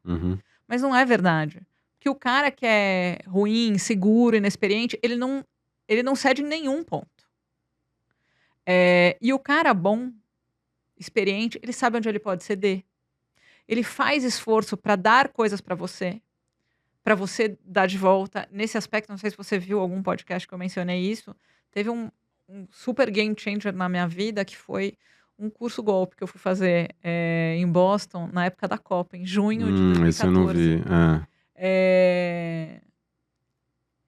Meu filho, 1 ano e meio, eu precisava mandar aquela babá embora, não sei o quê, e eu precisava de uma explicação para ir ficar 1 mês fora, em junho, quando eu estava tendo a Copa do Mundo. E falei, não vai acontecer nada no Brasil em junho, nada. Eu vou pegar e vou ficar um tempo com meu filho. E aí, esse tempo com meu filho, eu falei, como é que eu vou falar que eu vou sair 1 mês de férias, né? Num escritório grande, isso daí impensável. Lembra que nós estávamos em 2014, faz 11 anos. E aí, eu inventei um curso. Inventei não, tinha um curso. Eu inventei de me matricular num curso que era negociação para executivos. Então, fui lá e falei, eu negocio para M&A, Private Equity, com os sharks do mercado, a vida inteira, não sei o quê. Imagina. Vou surfar. Vou bater carteira lá. Que para mim negociar era isso. Podia dar aula. Entendeu? Podia dar aula. Não, bater carteira. E aí, cheguei lá, o primeiro dia foi só cases de negociação. Então, tinha 7, 8 cases. Americano. Terminava os cases, você preenchia um formulário sobre com o que você ficou, o que você cedeu, como é que você sentiu ao fazer aquela negociação, você voltaria a negociar com aquela pessoa. E aí, fui batendo carteira de geral, como diriam os cariocas, fui batendo carteira de geral. E aí, chegou no segundo dia, começou a aula. E a primeira coisa era, eles plotaram o resultado e eu tava no segundo tier. Eu, como assim? Bati carteira. Como é que eu tô no segundo tier? Bem Fiquei demais. com tudo de todo mundo. Porque as pessoas estavam, querendo se livrar e ir pro coffee break. Essa que é a verdade. E eu lá, com a mesa toda pra mim. Aí, começa a aula, é um psicólogo que dá. E ele falou, Harvard e MIT tem um Program on Negotiation, sendo acompanhado há 40 anos, naquela época eu tinha 38, em que a correlação entre o sucesso de longo prazo dessas negociações e a mesa de negociação está muito mais na criação de valor entre os negociantes, na experiência de negociação, a criação de valor para você expandir a torta para depois pegar alguma coisa para mim, aquele growth mindset, etc., do que o quanto você pegou para você. Aí eu... Posso falar palavrão também? Lógico. Puta que pariu, tô fazendo tudo errado há 14 anos.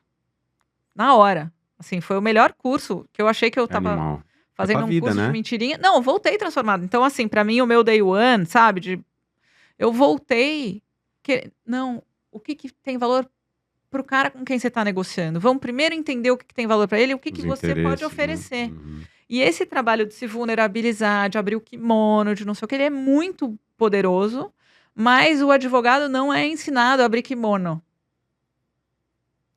E aí, eu comecei a ver que minha voz era meio dissonante, né, nesse mundo. Porque as pessoas falam, Fabiana, você fumou, né? Você tá querendo gerar valor pro outro lado? E realmente, e tem esse curso de negociação é maravilhoso, mas tem o tit for tat, que é aquele negócio de, o cara vai te dando alguma coisa, você reciproca. O cara começa a ser babaca, você reciproca de volta, né? Porque você concessões e contrapartidas.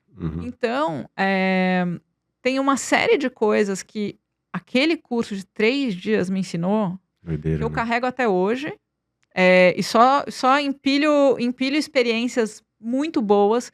E isso me ensinou, este curso lá de 2014, me ensinou como fechar uma negociação rápida e boa, em que termina o deal, as pessoas não estão com raiva uma das outras, as pessoas estão felizes, estão com saudade, entendeu? Putz, que delícia! Quando é que eu vou poder fazer de novo? E a verdade é que tinha várias situações em que as pessoas falavam, não. Puta, a Fabiana de novo, não. Porque eu era outra pessoa. Eu sou árabe. Então, não só eu adoro negociar, eu adoro vender, porque eu tenho sangue fenício, lá eu sou semita e tal. Mas também porque eu tinha feito isso do ponto de vista de hábito, meu hábito era só esse, pegar coisas para mim, pegar coisas para o meu cliente. Nem que eu não precisasse. Eu queria pegar só pela arte de achar que era legal pegar mais uma coisa para mim. E o cliente? Eu tô servindo a quem? Tô servindo a minha própria vaidade. Meu ego, né? Total. Entendeu? E não ao cliente. Então, assim, na hora que eu comecei, né, começou a me cair essa chave, eu falei, eu quero fazer tudo diferente. Eu não quero ter o júnior que faz um trabalho ruim e desengajado, não aprende. Aí o pleno vai lá, revisa o trabalho do júnior, aí o sênior revisa o trabalho do pleno, aí o sócio júnior revisa o trabalho do sênior, e aí eu pego, rasgo tudo e faço tudo de novo, porque, na verdade, você está pagando a matrícula da universidade corporativa. Então, para mim, quando eu comecei a olhar e falar, o que eu quero, o que eu acho que realmente é servir o cliente, não é empilhar um monte de gente para ficar com dinheiro. Eu seria bem mais lucrativo, né?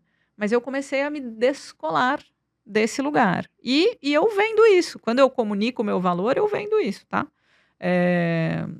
Tem coisas que eu não pego. As pessoas às vezes me falam, a gente tá cotando. Uhum. Eu falo, vou perder. Eu não sou a mais barata. Você tá cotando. Você tá procurando o mais barato. Não vem aqui que você vai perder meu tempo, vai perder o seu, tal, vou perder. Você quer que eu te dê free lunch 2 horas? Do amarradona, até porque eu sempre aprendo quando eu vou dar uma mentoria. Eu tenho hashtag, né? A gente sempre recebe mais do que dá. Eu amo mentorar, porque mesmo que eu depois não tenha nada para mim lá, eu aprendo sobre um setor, sobre um segmento, sobre a pessoa, sobre um tipo de coisa. Para mim, quando eu comecei a mentorar empreendedor na Endeavor em 2000, as pessoas falavam, poxa, mas você tá dando mentoria para rico, né? Eles não precisam. Porque às vezes o empreendedor Eu já dei mentoria para uma ex-babá, que vendeu o Fusca para começar a empreender, e já dei mentoria para gente que tinha dinheiro. Você tá dando mentoria, você trabalha em operação de BI, você vai fazer mentoria para quê? Não, gente, vem cá. A melhor parte do meu dia é o lugar que eu mais aprendo.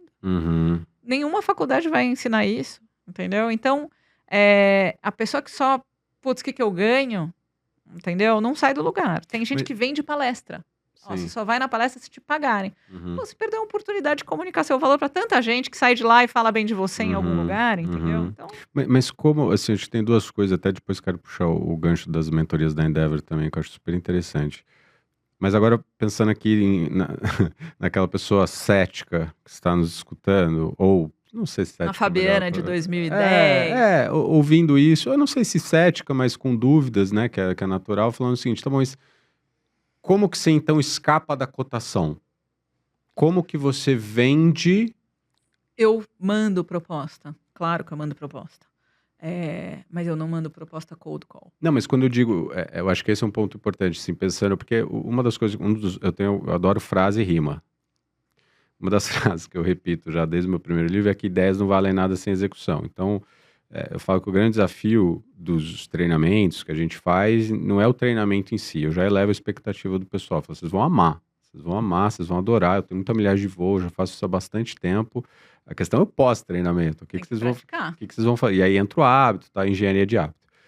Mas pensando aqui no pragmático, né? Então, você tá falando, putz, cold call não é minha praia. Então, como que você enxerga essa parte mais estrutural da tua venda, então? Como que você qualifica o lugar onde você vai investir mais energia? Como que você é mais proativa e mais propositiva no que você faz na venda do escritório? Vou responder com uma coisa. Eu vou chegar lá também, como boa, você falou. Vai, adoro. Então, aquela época que eu fui voltar para terapia para falar que meu filho não gostava de mim, né? Eu fiz 3 terapias ao mesmo tempo. Não recomendo, não façam, tá? É só para loucos e neuróticos. Mas eu conheci um cara chamado João Augusto Figueiró, que era um neurocientista. E eu vi uma entrevista com ele no Canal Livre, que o Mitri, que era o âncora do Canal Livre na Band, ele até perdeu o tempo do intervalo de tão maravilhoso que aquele cara era. E aquele cara, ele era especializado em primeira infância, ele era presidente de um instituto, chamava Instituto 0 a 6, tem o James Heckman, que é um cara que é um prêmio Nobel de Economia, tem uma tese comprovada, é por isso que ele ganhou o prêmio Nobel, de que o maior ROI de política pública é na primeira infância. Que é um lugar onde a massa cinzenta ainda não está formada, o seu córtex está sendo formado, tarará, tarará. E quanto mais você puder deixar ali dentro de fatores de proteção durante aquela do 0 aos 3 e dos 3 aos 6, e cai assim, tá? Cai uma coisa assim e assim, até os 6 anos. Tanto que tem uma ONG na Turquia que chama Achev, cujo slogan é 7 is too late.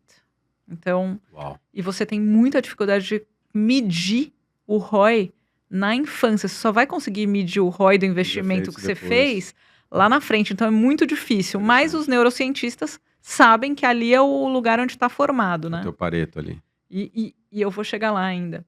Mas esse cara, uma vez eu voltei a ele, eu fazia uma mentoria, porque quando eu vi aquele cara, eu falei, cara, esse cara, eu preciso ser uma mãe melhor, eu sou uma merda de mãe, não sei o quê, então eu vou lá fazer coach de maternidade com ele. O cara ria, né? Que ele falava, cara, Fabiana, seu advogado de acusação é muito melhor do que seu de defesa. Você é uma pessoa que coloca energia em tudo que você faz, até em ser mãe, e eu nunca vi alguém vir pegar uma mentoria de maternidade, entendeu? Em coach de maternidade. Eu falei, mas eu quero fazer, porque eu acho que Com certeza vai ter coisas aqui para mim. E aí ele falou, olha, uma vez eu voltei lá, olha, eu fiquei muito na dúvida, como é que eu falo com meu filho numa determinada situação. Ele falou, um caroço de abacate, se você deixar ele cair em solo fértil e não vedar acesso à luz e água, vai dar um lindo abacateiro, desde que você não queira cultivá-lo como pé de melancia, nem esperar que ele cresça como um lindo pé de melancia. O caroço de abacate, ele vai ser um abacateiro. E o pé de melancia, ele vai ser pé de melancia. Então, quando vem algum pedido para mim de proposta, a primeira coisa que eu preciso entender, que quando a pessoa te fala, será que você tem uns 15 minutos para bater papo? A primeira coisa que eu faço é entender que tipo de ajuda aquela pessoa está precisando, em que momento da vida dela, porque cada pessoa dentro do escritório, meus sócios e meus associados sêniores, eles têm uma inclinação, ou mais de uma, para atender um determinado tipo de pessoa e de serviço. Então, a primeira coisa é tentar entender quem é a pessoa que melhor comunicaria a proposta de valor. Porque não são todas para mim. Interessante. Certo? Essa é a primeira coisa, que é triar para quem eu vou passar. Mas para você conseguir fazer isso, só um parênteses rápido, você tem que ter uma estrutura que incentive esse tipo de comportamento. Mas é o que eu tenho feito desde que eu criei o escritório. Eu olhar... Concorda? A gente coloca, em primeiro lugar, não tem competição. A competição é para fora. Tá todo mundo muito junto. Eu estudei a vida inteira, eu estudei modelo de partnership. Então, quais são os incentivos, o que é bom, o que é ruim, não é perfeito. Eu tô sempre ajustando, Óbvio. Inclusive porque isso o partnership é um ser vivo. Cada tempos em tempos ela tem que ser revisitada. Claro. E você tá sempre melhorando, né? Eu trabalhei pro professor Falcone para Falcone. Que legal. E ele falava, olha, você nunca para de vender uma consultoria, porque a empresa vai evoluir e ela vai precisar de outras coisas. A Olga Lofred, que é uma pessoa maravilhosa, que se um dia você quiser, recomendo muito. Sempre recomendo, porque ela é uma pessoa super low profile. Eu falo, essa pessoa precisa ser ouvida. Tá aí no mundo. Ela é uma consultora que fez intervenções no BMA. Ela fala que a solução de um problema é sempre o próximo problema. Que você, para resolver um problema, você cria um determinado mecanismo. E aquele mecanismo, em algum momento, também vai precisar ser consertado, né? Mudam. E aí, então a primeira coisa é triagem, entender. Então eu entendo quem é a pessoa, o que ela tá precisando, em que fase ela tá, olho o LinkedIn, olho a empresa, eu pesquiso sobre a empresa, e sobre o empreendedor ou sobre o fundo que tá vindo bater um papo comigo, e sobre a pessoa, sobre o CPF que tá vindo falar comigo. E encaminho. Então, às vezes eu faço junto com o meu sócio, com a minha sócia.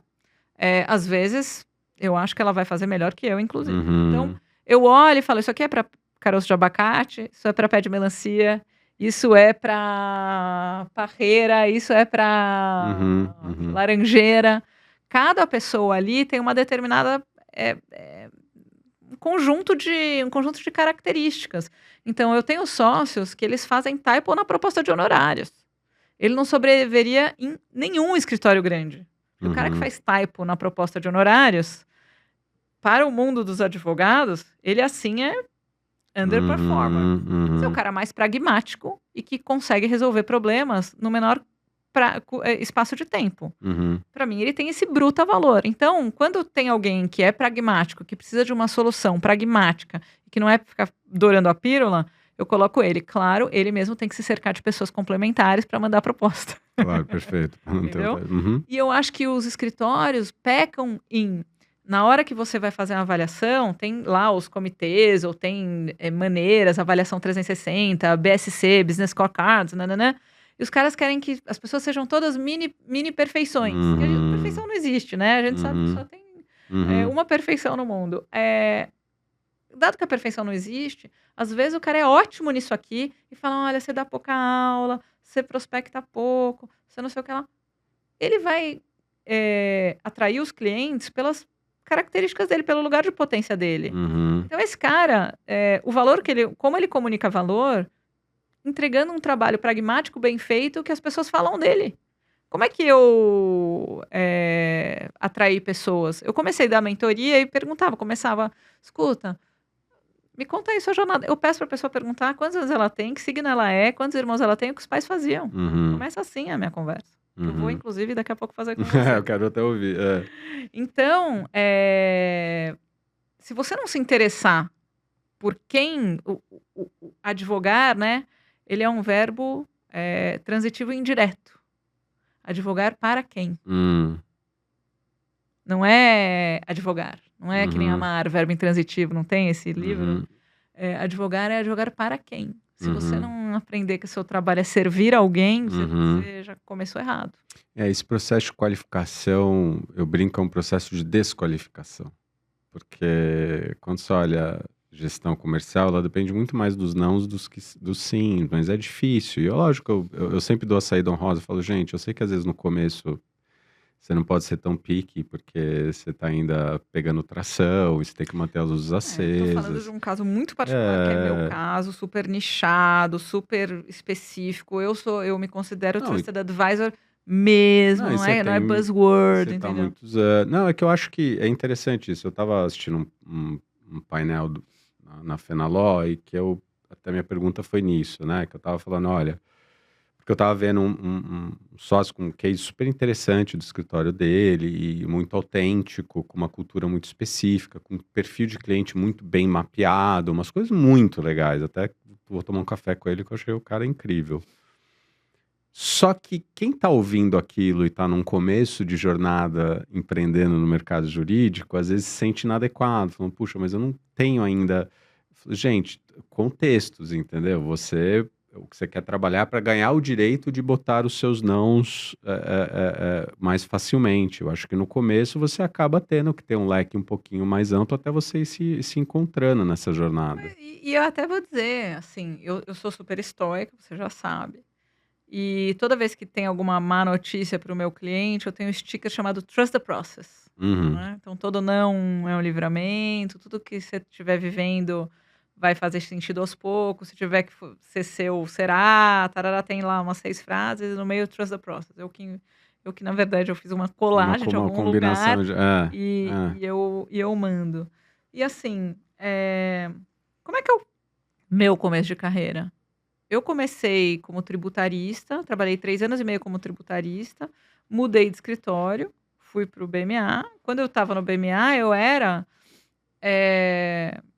o maior patinho feio que existia lá. Por quê? Porque os cariocas, por exemplo, eles tiveram aula com Chico Musnick, com Bulhões Pedreira, com um monte de gente que sabia societário super sofisticado, e eu não sabia nada disso. Meu professor de direito comercial era um juiz do trabalho. Um fofo, mas era juiz do trabalho. Então,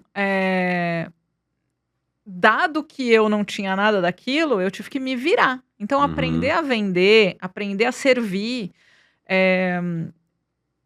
veio justamente de que não era o meu lugar de potência. Isso aqui eu só vim adquirir, né, de CVM, tarará, depois de muitos anos trabalhando naquilo. Enquanto isso, eu fui desenvolvendo outras coisas. Então, não tem o cego que tem uma audição apurada. Não tem o surdo que consegue fazer leitura labial. Aproveita. A vida não é o que acontece com você, é o que você faz com aquilo. Né? Então, aproveita os nãos, né? Challenge is the way, não tem um livro que fala isso?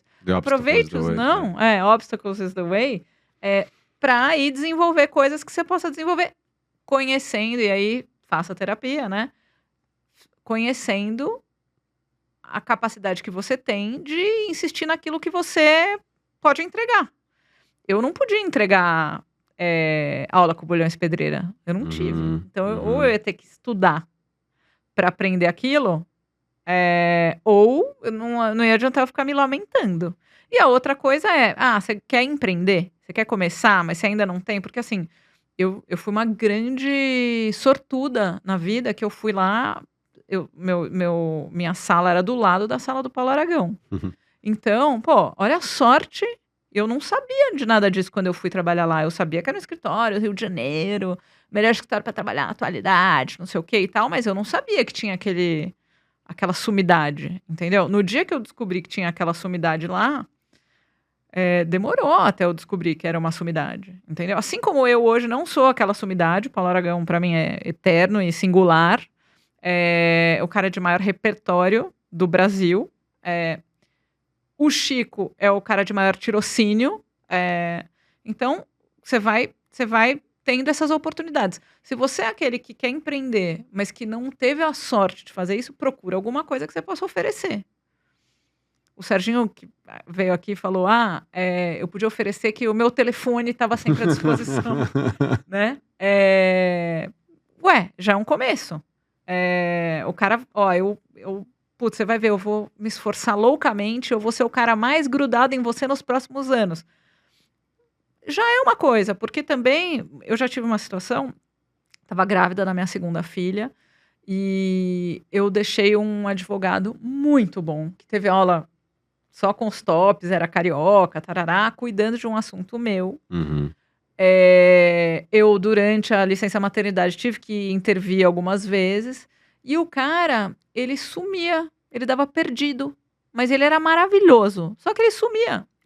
E aí, o cliente me deu o feedback is gold, não amei, mas, putz, eu tive que olhar para aquilo. Obrigado. E eu fiz o próximo feedback. Eu falei, como é que você acha que o cliente achou a sua atuação? Ele, resolvemos o problema. Eu falei, cara, sabe o que ele me falou? Ele falou que ele achou horroroso. E vou falar uma coisa, um dia você vai ser contratado pelo seu notório saber jurídico. Até lá, você vai ser contratado pelo client service. Então, saiba que você é maravilhoso, mas se você não entender que você está servindo alguém, não vai funcionar. Ele tomou sim. um susto. E tem muita gente que hoje continua achando que, assim, tem muita gente super arrogante que acha que porque é muito bom tecnicamente, não precisa cuidar do todo o resto. Do resto, né? É muito doido, mas assim, então, eu acho que a única coisa, assim, se eu tivesse que dar um conselho para quem está começando vai procurar entender, não o que você quer oferecer, mas o que as pessoas estão precisando. Sensacional. Se você não tiver nada para oferecer para alguém que está precisando, então vai fazer outra coisa. Porque não é o que você quer vender. Perfeito. É o que as pessoas querem comprar. Entendeu? E o que as pessoas realmente estão comprando, né? Até pra gente caminhando aqui, eu sei que você tem algumas perguntas pra fazer, achei maravilhoso.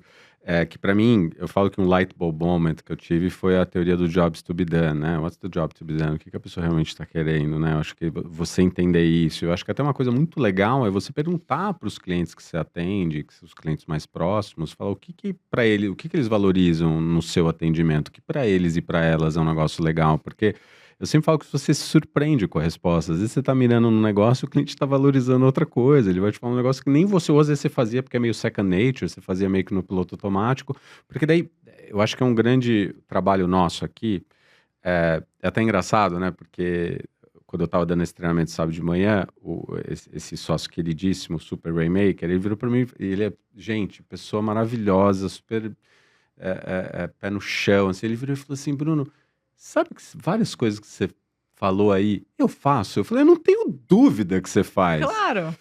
Mas o fato de eu dar um nome, o fato de eu conseguir codificar, isso se torna mais acessível para as pessoas. Assim, às vezes você não consegue passar, porque para você é um lugar tão óbvio e tão piloto automático e tão second nature, intuitivo, tão intuitivo que você não consegue explicar. Eu vejo muito nessas e nesses Rainmakers que às vezes eles têm essa não dificuldade por incapacidade, é que se tornou tão o thinking fast, eles conseguem aqui tá no sistema automático deles tão rápido que eles não conseguem nem falar para você qual que foi o raciocínio que ele fez para chegar naquele negócio. Então, eu acho que o fato de codificar, e que eu brinco, que eu chamo do toolkit, ele de certa forma, ele liberta as pessoas para falar, não, tem vários caminhos. Só que você tem que escolher algum. Não dá para você ficar parado, não dá para você ficar parada versus você não tudo. pode ficar paralisado, porque, sim, isso acontece muito. A pessoa que está começando a carreira, ela não pode... Se ela tivesse o mesmo toolkit de uma pessoa que está há 30 anos trabalhando, aposenta a pessoa que está há 30 anos. Sim.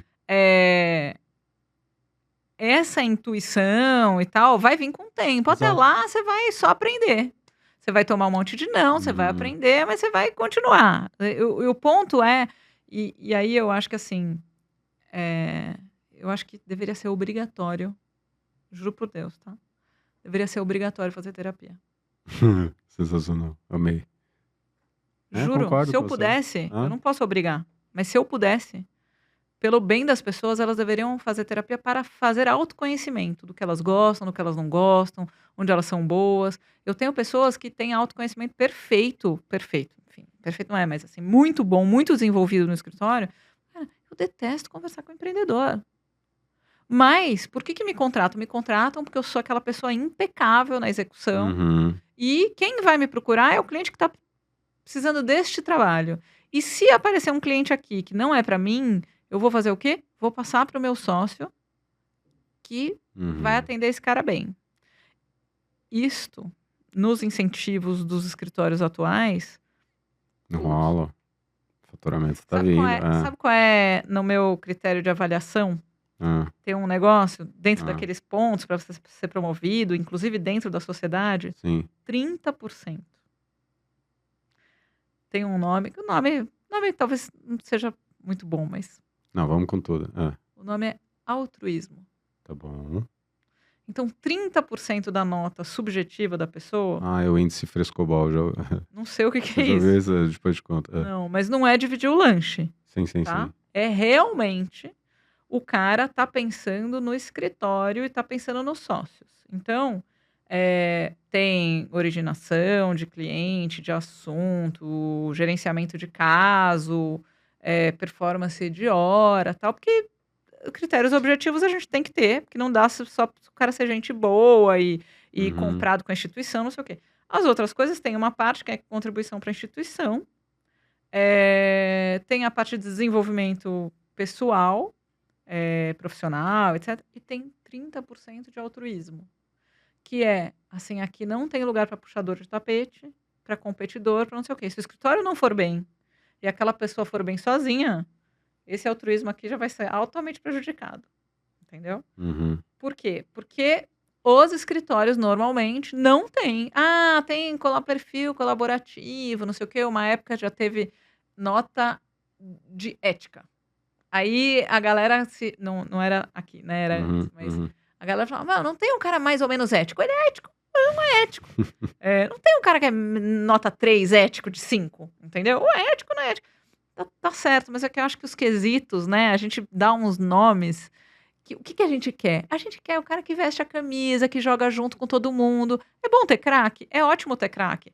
Mas... não dá para ter 11 craques tem que ter gente que tem aderência tática. Eu aprendi isso com meu marido. Tem craque e tem cara de aderência tática. O craque já sabe o que fazer. Enquanto isso, quem chega com a bola para ele? É o cara que tem aderência tática. Entendeu?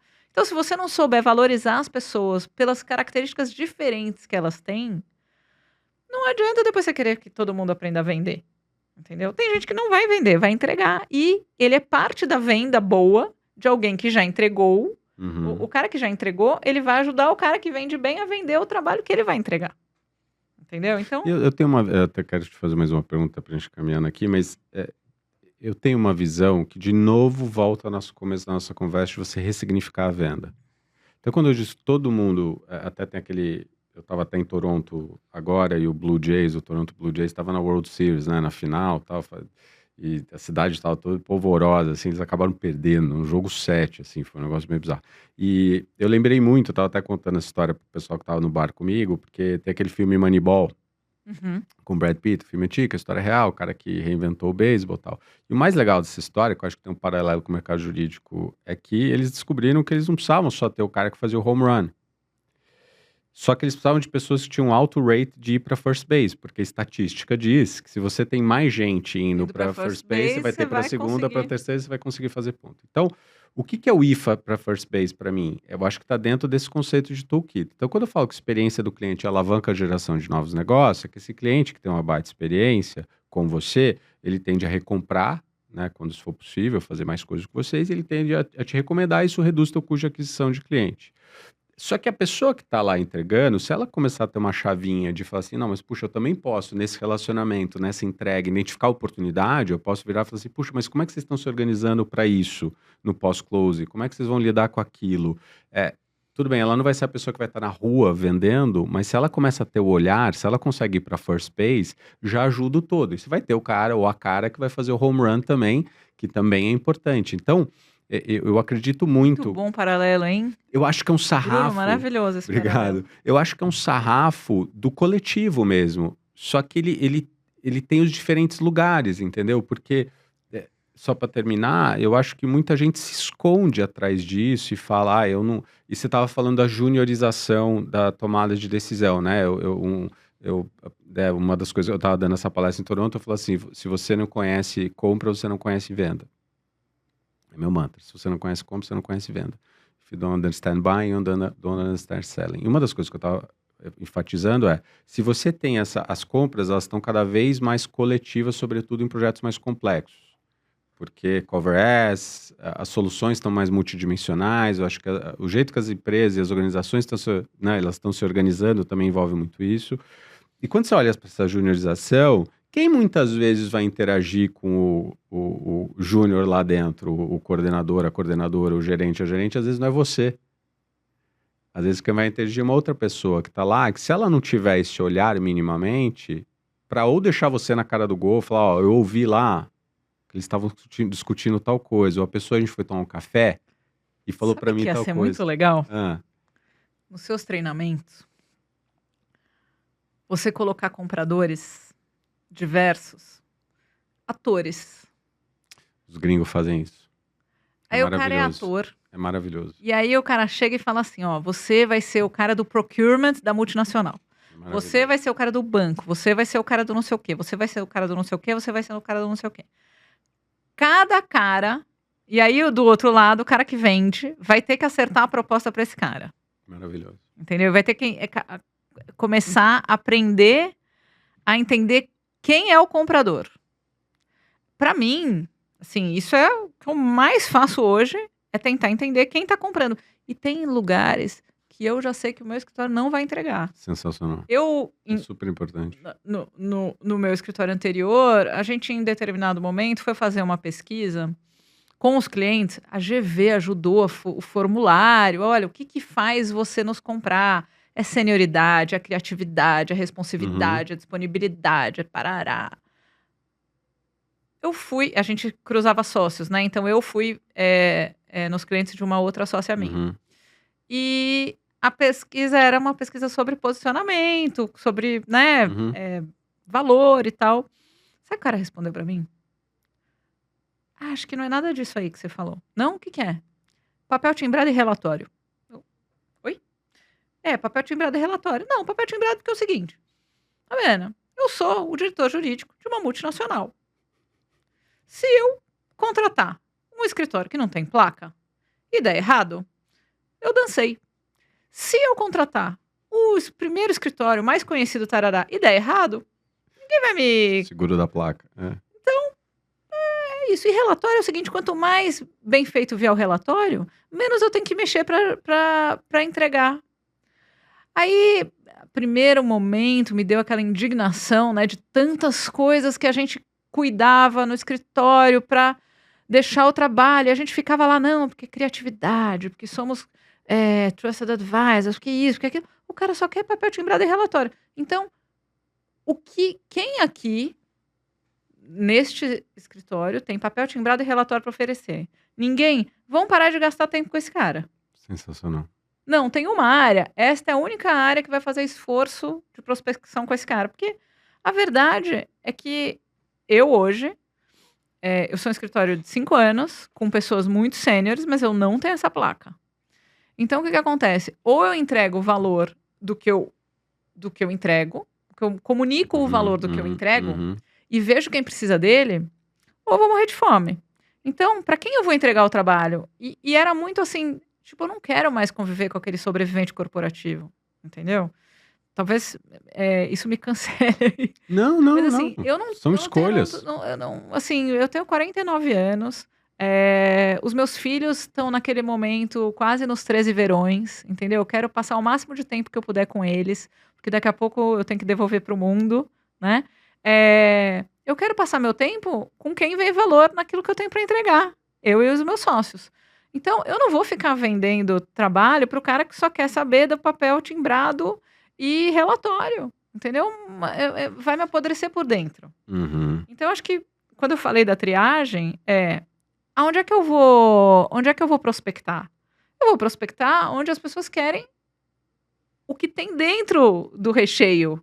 E não a embalagem do sanduíche, entendeu? O que eu tenho lá? É o meu secret sauce, é ali dentro, é aquilo que eu posso fazer pelo cara.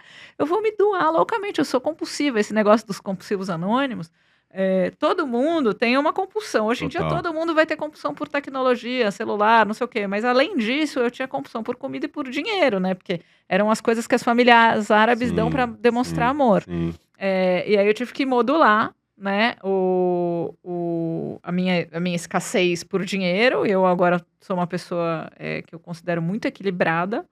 E o da comida, por conta da bariátrica, eu aprendi a exercer um outro hábito um pouco mais saudável. Mas todo mundo tem um vazio dentro de si e a gente vai preencher esse vazio com outras coisas. Então, por exemplo, eu tenho carência afetiva e tal, então eu quero pessoas que gostem de mim, não da placa e do relatório, entendeu? E tudo bem, tem gente que não funciona bem fora da plataforma da placa. Sim. Tem gente dos escritórios mais incumbents, mais antigos e tal, que você tirar o cara lá de dentro e colocar o cara no escritório que nem o meu, ele não funciona. Total. Porque ele só consegue entregar aquele valor que ele foi educado a aprender e como hábito é o que ele exerceu e tá tudo certo. Entendeu? É de novo a história do caroço de abacate. Eu achei maravilhoso. Não, enfim, até para te dar o espaço aqui para não tomar muito teu tempo das perguntas. A gente tá terminando esse podcast há 1 hora. 2 horas, na verdade. Já foi tudo isso. Mas eu acho que é maravilhoso você trazer isso, porque é uma das teclas que eu bato muito com a turma, né? De perfil de cliente, de você se preparar. Então, eu amei tudo que você falou, de que você entra no LinkedIn, você começa a pesquisar. Então, eu acho que, de novo, a gente entra muito no piloto automático. E, de novo, sei que tem fases. Tem gente que está ali se esforçando para pagar as contas, você vai ter que ser um pouco mais flexível no começo, tudo bem. E aí eu acho que aos poucos... A gente viveu isso como empresa, né? Eu faço o shift de 2017 para 2018, oficialmente 2018. E foi uma construção tijolo a tijolo. Até uma amiga minha que eu treinei agora no sábado, que fez PUC comigo, ela me mandou uma mensagem, porque fazia muito tempo que a gente não se via. Ela, mudou tá morando na Suíça, super legal, tal, história legal. Aí a gente tava trocando WhatsApp no final de semana. E aí ela falou, e você, tal, como é que foi todas essas transições? Eu escrevi pra ela falou assim, pode falar de coração? Quando eu fiquei sabendo, achei que não ia dar certo. Porque tinha todo esse olhar, que venda era um negócio menor e pensa, né, lá em 2017, 2018 ainda era menos, né, assim, Brasil, a galera considerando isso como um ponto, como uma dor, como uma necessidade. Nos Estados Unidos, obviamente, em outras jurisdições, muito mais avançado. Tanto que dão um eufemismo, dão um nome ali de business development, né, para não falar venda, porque Deus me livre. Então, mas eu dei toda essa volta para dizer que eu acho que hoje, assim, sobretudo esses últimos 2, 3 anos, eu vejo mais a gente conseguindo fazer isso. Porque eu também acredito muito no relacionamento, eu acredito muito no negócio do Stephen Covey, né? Quando o relacionamento né, o nível de relacionamento é alto, a velocidade das transações aumenta, porque ela fica muito mais rápida. Então, eu sinto isso muito com os clientes, e agora a gente está numa fase de discutir os projetos do ano que vem e tal, com aqueles que é tão smooth, Fábio. Ai, que delícia, né? Sabe que você fala assim, o cliente, ele já te enxerga como Trusted Advisor, ele senta com você para co-desenvolver o que a gente vai fazer junto, não tem aquele... E às vezes você fica mal acostumado, né? Porque eu fechei um projeto com um cliente esse ano, e aí entrou o legal deles dentro do escritório, né? O jurídico dentro do escritório, né? O pessoal que cuida dos contratos. E, gente, meu povo pesou na mão no contrato de um jeito. Aí eu falei, não, peraí, eu pedi Acabei de virar seu inimigo, né? Aí eu liguei pro cara, eu falei, posso falar com você? Eu falei, deixa eu te explicar o que a gente faz, o que... Porque tem cliente meu que, assim, Bruno, eu mando o ClickSign, o cara já assina. Posso porque contar uma coisa pra deve. você? Comprei um apartamento de um cara conhecido da minha família. A gente se conheceu há muitos anos, etc. E eu, advogada, eu e meu marido, a gente combinou com ele no clube, no Monte Líbano, porque ele é do Monte Líbano também, no verso de um serviço americano de papel, qual era o preço, literalmente o papel de pão, né? Maravilhoso. As parcelas. E eu comecei a pagar com aquele papel de pão. Maravilhoso. Não tinha nada, não tinha nenhum contrato. Chegou no meio do caminho, ele me entregou a chave, que o apartamento estava pronto. Eu falei, mas eu não terminei de pagar. Ele, não! Se contar que uma advogada, sócia de um escritório, que era aquela pessoa, comprou um apartamento no papel de pão e ficou pagando sem nenhum documento e ainda recebeu as chaves muito antes de terminar de pagar, ninguém acredita, né? Sim. Mas quando você tem esta relação de longo prazo e tudo mais, você não precisa se proteger do seu fornecedor, né? Então, só que o cara do jurídico, ele só tá fazendo o trabalho dele, assim como o cara do procurement, entendeu? Se ele também não é brifado, putz, daqui eu assino, pra que vai mandar pro cara do jurídico um negócio desse também? Tem, sem falar já criticando seu cliente, tudo que acontece, todas as perdas de energia de um processo são sempre problemas de comunicação. Sim. Sempre problemas de comunicação. Sim. Mas é louco até que esse negócio do telefone. Eu lembro que essa minha amiga, eu tava dando treinamento, tá muito fresco na minha cabeça, que hoje a gente tá gravando na segunda-feira, né? Mas eu tava falando dessa caixa de ferramenta, que eu falei, gente, às vezes pega a mão no telefone e liga. E ela fez uma cara de horrorizada, assim, né? Tipo, ela fez assim, eu falei, meu, eu tô sentindo que isso te machucou, assim, né? Eu falei, não é pra você, eu não tô falando que você tem que ligar, é isso que eu tava querendo dizer, é mais uma ferramenta pra você, porque às vezes eu acho que... o WhatsApp complicou muito a vida das pessoas, não porque fica essa troca, fica um jogo de frisbee pra cá, frisbee pra lá. Eu sempre dizia, uma vez eu cheguei, sei lá, era 2010, mais ou menos, tinha uma pessoa que hoje trabalha comigo, a Letícia. Beijo, Lê! Hoje ela mora em Barcelona. E eu cheguei, era um conference call para falar de lista de due diligence. E ela tava assim, ó, com raiva da pessoa do outro lado. Aí eu falei, o que foi? Ih, eu bati, né? Não, Mas tudo bem, não tem problema. Aí, o que foi? Não, porque eu já falei que ela não mandou 3 vezes, 4 vezes, não sei o quê. E ela tá aqui insistindo que ela falou, que ela conseguiu, não sei o quê. Calma, Letícia, calma, vamos dar uma olhada. Aí cheguei, falei, então, item tal, não sei o que. Ela falou, eu já mandei 5 vezes. Ela falou, só que as 5 vezes que você mandou errado. A gente tá pedindo isso e você me mandou aquilo. Eu expliquei, isso aqui, assim, a pessoa não sabe. Aí ela falou, tá. Aí resolveu. Por quê? Porque a gente tava lá falando. Porque grandes dispêndios de dinheiro do cliente, porque o cara manda 5 vezes a coisa errada. E a pessoa não tem a capacidade de ligar e falar, olha, você me mandou 5 vezes a mesma coisa, só que você me mandou errado, não é isso que eu tô tô pedindo aquilo. Tem aí isso daí? Então, pensa o que não acontece nos escritórios de advocacia. Sim. Entendeu? Com esse distanciamento, pendente. Coisa que eu mais vejo não aplicável ou pendente nas listas de due diligence. Hoje não sou mais eu, mas eu sempre falo pro time, turma, quando veio a segunda vez errado, você não vai devolver falando pendente. Você passa a mão no telefone, liga e fala, olha, eu vi que você me mandou de novo a mesma coisa, deixa eu confirmar aqui com você, para ver se você não tá assim, se você tá achando que você tá me mandando, mas na verdade o que eu tô precisando é outra coisa. Entendeu?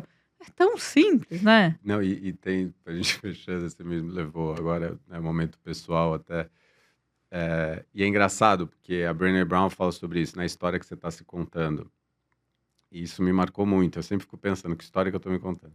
E eu tive uma recente que, eu tava, assim, esses últimos meses, assim, foram super, super corridos. Às vezes fazendo 2 eventos num dia.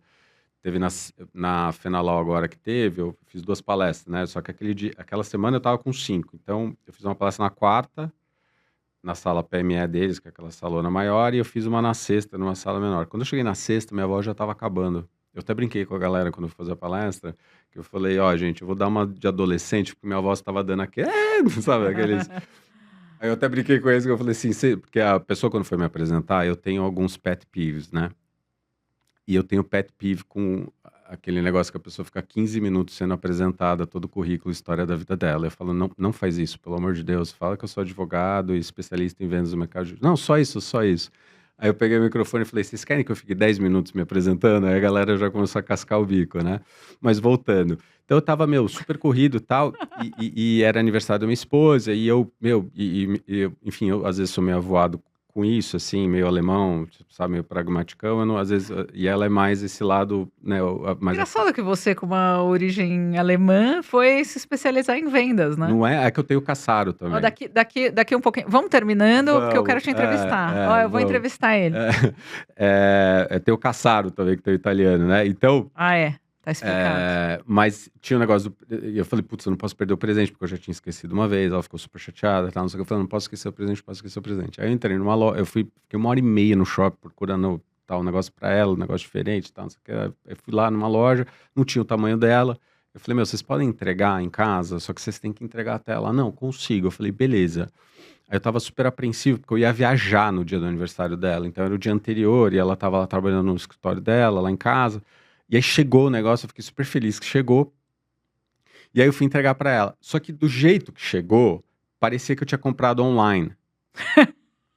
Porque eles entregaram em casa. Então eles entregaram naquela caixinha, sabe? Estilo online, com a sacola dentro. E eu não vi.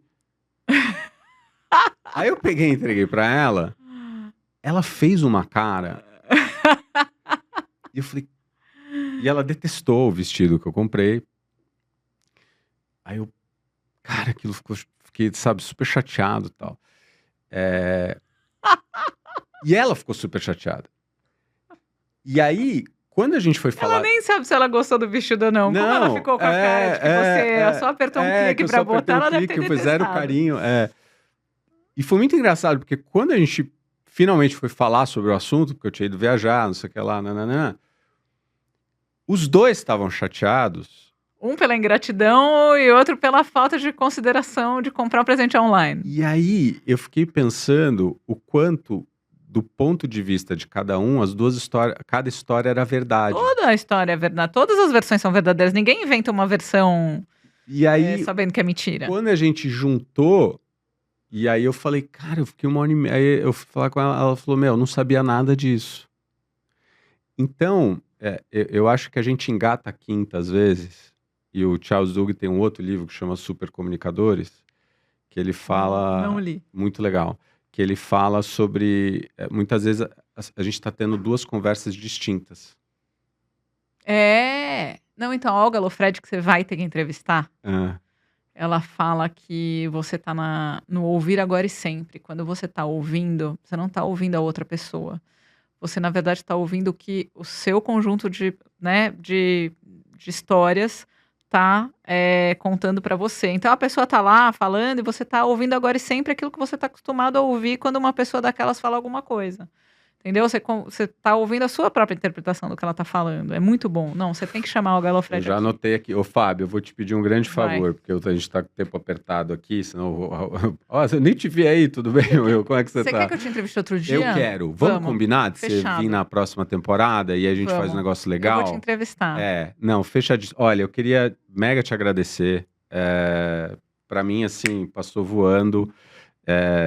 Sentir toda essa energia, agradecer pela vulnerabilidade, agora saiu. Eu acho muito legal, e eu acho que voltando um pouco do nosso propósito aqui, é também estabelecer, eu sei que é meio clichê falar isso, mas eu acho que nesse mundo enlatado que a gente vive, né, de redes sociais, e eu acho que as pessoas não só trazendo headline, é um headline ainda meio distorcido, e as pessoas embelezam as histórias, né? E eu acho que trazer essa vida real do que foi bom, the good, the bad and the ugly, né? Aquilo que foi bom, aquilo que foi difícil, acho que vai humanizando e as pessoas vão se conectando. Então, acho que uma coisa muito legal que acontece comigo, eu tenho certeza que vai acontecer com esse episódio também, é a reação das pessoas offline, né? Quando as pessoas vêm e falam, sabe? Às vezes a pessoa me gruda, puxa, aquilo que você me falou, eu estava passando, eu estava vivendo, aquilo que a tua convidada falou, eu estava vivendo. Então, eu só agradeço, eu me empolgo com os convidados, a gente estava falando, né? Com os convidados, com as histórias, porque elas são reais, meu. E eu acho que isso faz toda a diferença. E não são gloriosas, não. Foi um prazer. Tô sempre à disposição. Tô louca para te entrevistar, porque eu sou a única coisa que assim, eu achei muito legal, que eu vou descobrir nesse episódio, como é que uma pessoa saiu de ser advogada da Ambev para vendas. Que eu achei incrível. E depois voltou. Sim. Então, eu vou criar esse suspense aqui, aguardem os próximos capítulos. Já fica o compromisso aqui. Ó, promessa é dívida, hein? Não, promessa é dívida, hein? Você vai vir a próxima temporada me entrevistar. Obrigado, querido. Obrigadão. Tchau, imagina. Você ouviu o Vendendo Valor, o podcast da Strunz, com apoio da ESPM.